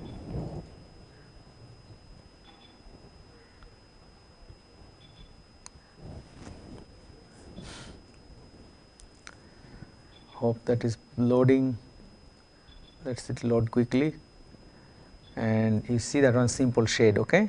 So, what I did for simple shade, I had, you should have that one, you should simple shade, planks, steel alloyed, passenger car, that is the last one in the life cycle assembly stage, okay. But in the processes, you know, I have got number of fail trees, but first thing you need to have a fail tree, wood unspecified, you know, chain sawing 3 minutes, right, that is what it is, right. Second one you did planks, I think, isn't it? So, plank, sawdust, bark, 3 items, because there are 3 products allocation, you need to do 50, 40, 10, right, remember. You need to give fuel, fail tree, you connect fail tree, you see that one, that is already there, you generated, you link here now. You need to add transport, you need electricity, some of the emissions you need to add, and that is already in the PDF, clear. Then what else you get? You get automatically it generates, right. These are the things, anything else you need here? Probably not, because bark automatically generates, and then once you go to the simple shade, which is the assembly life cycle product stage, you get simple shade. So, input output you calculate, you analyze using a recipe method, instead of endpoint you do midpoint H, select. So, that is one simple shade we are doing, we calculate, and that is a result, particularly in the form of table, that is I want from you, right. If I say network,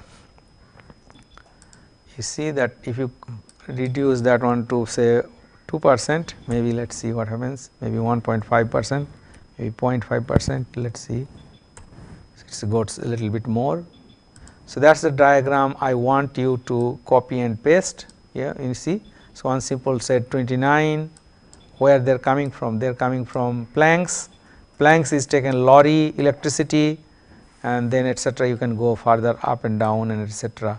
So, that level, you know, steel alloyed, that one I do not know what I did, that one maybe I put more electricity, that is why it is showing electricity is more plank, maybe the same showing other cases will show, depends on how you do it.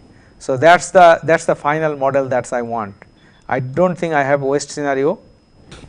So, that is why it is not waste is there, but if I say disposal scenario, if I go back to processes, yeah, maybe I have not gone that far, that is why. So, you have to go to further, but you saw, you more or less you got the idea and thinking, right. So, I think we can close this one, and obviously that is the same way. Maybe quickly I can show you if my Gabi works.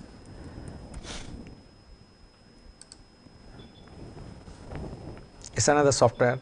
Open LCA I recommend highly because it's cheap, it's open, it's anybody can use it. I am not sure if it is working because I needed to update it and didn't do that one. I go back, I have to do that one. So Gabi's problem is that Gabi doesn't work like that. Gabi is a little bit different. So I don't know, paperclip tutorial, original database. So I have to do open database maybe, or that one, maybe that one.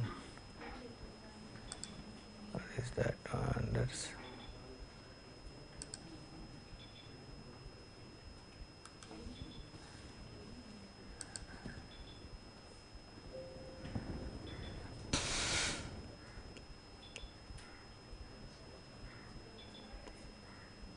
they have similar thing, but their arrangement is a little bit different. Oh no.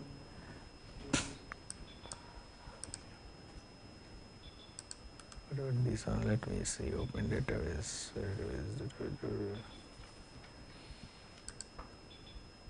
No, I think probably I didn't update. That's why there is a bit of giving error issue. But essentially the same thing. It's not a big deal, really. So you say maybe it's not picking the right database. Yeah, so that's why. But essentially same thing. I have to do that. Kind of once I go back. But again, that has got mostly system process, and that system process is your.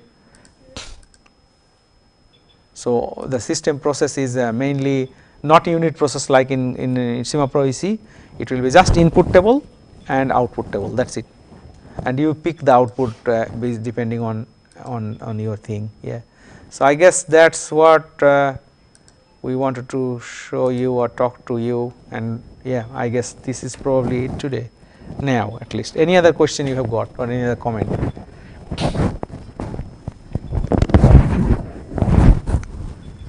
So hope you can do your tutorial. That's we will be looking forward to. Tomorrow I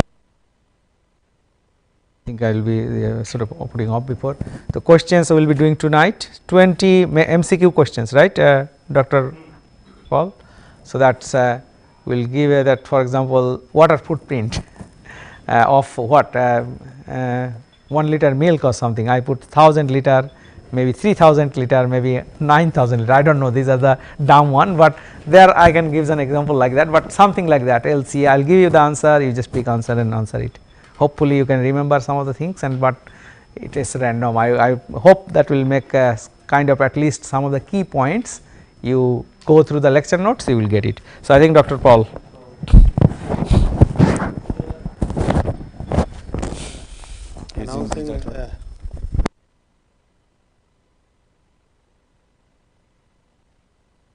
Announcing a lunch break at 12:30, and we will meet again at 2:15 today. So I am going to circulate a feedback form, the course evaluation form. So this is one thing, course evaluation form. So course evaluation form is one thing which you need to be filled in hard copy, and there is another form which you need to be filled on soft copy on online, through online. So after attending this course, so please you do it sincerely, because based on that this course will be assessed. So so I am giving this form in 1 day advance, and I request you all to please sincerely fill up this form, be candid in your comments, and return it to us in tomorrow when you come at 9:30 for examination. So examination will start at 9:30. So you please hand it over to us filled in form. You need not disclose your name on this form. So this is anonymous. So from 9:30 there will be test, 20 multiple choice questions, MCQ type questions will be given to you, and you have to tick against one possible answer. Will be evaluated, and based on your evaluation form, So Professor Jain and Dr. Nawshad Haque will arrange an interactive sessions. So they will take up the questions put by you, discuss. So that will be the feedback session, and after feedback session, valedictory, a small valedictory session, certificate session will be held. Shalini is preparing a wonderful material. She is basically compiling all materials, and that materials is not related to what you have shown here. Actually, very small bit of the whole chunk is shown here, because in 20 hours it is not possible to cover the whole aspect of LCA, water footprint. A lot of materials are put in in different folders. It is not like dumped in a single folder. See, in a folder you will get several subfolders, starting from ebooks to papers, and even if you click on paper folders you will get further subfolders. So we have segregated the whole lot of materials in such a way that it will help you in navigating various materials. And photographs, your group photographs, your IFCO visit photographs and other photographs, we will all put it. The codes, etc. But please remember, these are only for academic use, not for commercial use. So whenever you use it, you please restrict yourself. So this is for your personal use. So a pen drive will also given to you, a hard copy of the photograph, laminated photograph. So a lot of tutorials are also given to you, and beyond that, whatever will be left will be sending you through WhatsApp group. The participants who have shown interest to write manuscript with us, so Deves has sent them an Google link. So I request you to please fill it up, so that we can discuss it, because some common questions will be there. So Professor Jain, myself and Dr. Nawshad can address it. So a little handholding from our side physically, then we will organize Zoom meeting based on the subgroups, like we will give one day in a fortnight, say 1 hour in a fortnight for LCA subgroup. So we will make this WhatsApp group. Similarly for building or construction LCA, for energy LCA. So we will make several subgroups. Don't hesitate to ask questions. So definitely when you saw the brochure that MNIT Allahabad is organizing a GIAN course, which where lectures will be delivered by Dr. Nawshad Haque, an eminent scientist working in this area. You might thought that, yes, since I am working in LCA, so let's go there, attend the course, and my problem will be solved. My some queries, questions will be answered. But you know, question brings further questions. Like miseries brings misery, similarly question brings further questions. So probably you came here to get the answer of a few questions, but you are returning here with lot many questions, but with lot many resources, material, and hand holding will be there, with a promise that hand holding will be there from our side. So we'll try to build up a kind of community, a group, or their interests are common like LCA. Yesterday we are thinking what will be the fate of this GIAN course, means what we will do after this GIAN course.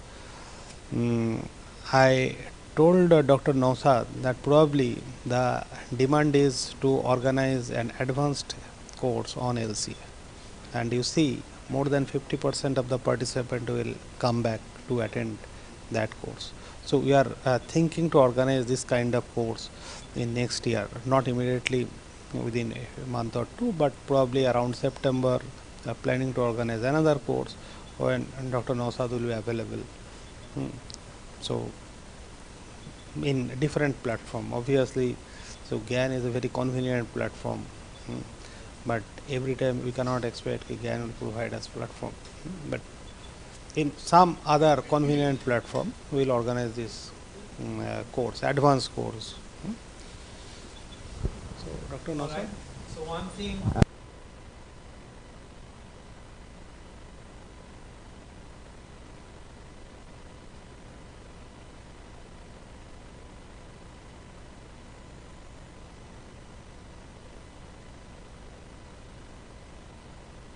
There is a there is recording, and then recording shows, it says that what is that recording? Tutorial help recording. So somebody wants to, and there are two files, video files. One is a special tutorial session LCA, second batch demo of software session by participants. So all the two different contexts, two different participants, and maybe some of the times languages maybe in Bengali, because there are some Bengali participants. But I think you will get good way of. So if you find difficulty in finishing a tutorial, just watch that. Okay, that's a recommendation. For another thing is that I think Shalini will give. I need because my evaluation questionnaire, I have got one. It's very simple. So just do that, please. Also that one, and that's in shared folder. But also Shalini can give you that one. Evaluation questionnaire. Okay, so that's my own. You rate the course and overall any suggestion. Do you believe in climate change? I generally ask that question to everyone. I hope that you all believe in. Doesn't matter. You don't have to if you have some good reason. So all right. Okay. So that's from me. Anything else you have a suggestion before we finish today? Obviously afternoon we are meeting, but anything else? Any suggestion for me from you? Any? Nothing? All right. Okay. That's yes. In the afternoon? Oh, I see. Potentially, I think that will be specific industry case based. Maybe one publication will take, dissect it. How did you do it? Maybe you can bring your own work, okay, and then you select a topic. Let's develop. You do it. A lot of work you will do, not in a kind of maybe in a group setting, maybe similar work in a non-group, but actually doing an LCA, because you needed, it's 5 days, it's not possible to LCA unless you don't know anything really, or it's new to you. Some of you knew, I know, but majority of the people here or participants here, we needed a bit of background thinking, some other aspects. You have a bit of good kind of theoretical context now, right? And a bit of practical also, not so much practical, but more theoretical. You have done, if you do the tutorial, you will get together, you will have solid understanding to do something yourself. That's my feeling. But you need a bit of hand holding, so that my course will cover that. Is that okay? And if you recommend anyone this kind of course, just tell anyone wants to do it, you can tell them. Just talk to Dr. Keep in touch with anything with Dr. Paul, that he will know my whereabouts and any course or anything else. I'm in LinkedIn too, but please connect if you want to. Send a note, because I get a lot of requests and I can see at least I did the course, so I can definitely I'll accept you. Okay. Thanks a lot, and yeah, let's meet in the afternoon. So those people who are going to present, please prepare some slides, and Shalini, those 4 slides will talk about those 4 papers, how we did it. Second case study. So, but at the end of the day, you read a lot of papers, you read my papers, I can tell do this, do that, unless you do it. What's that thing called? Siddhi, Bharvati, Karmaja. So practice, you have to do the practice. Yeah. Thanks a lot.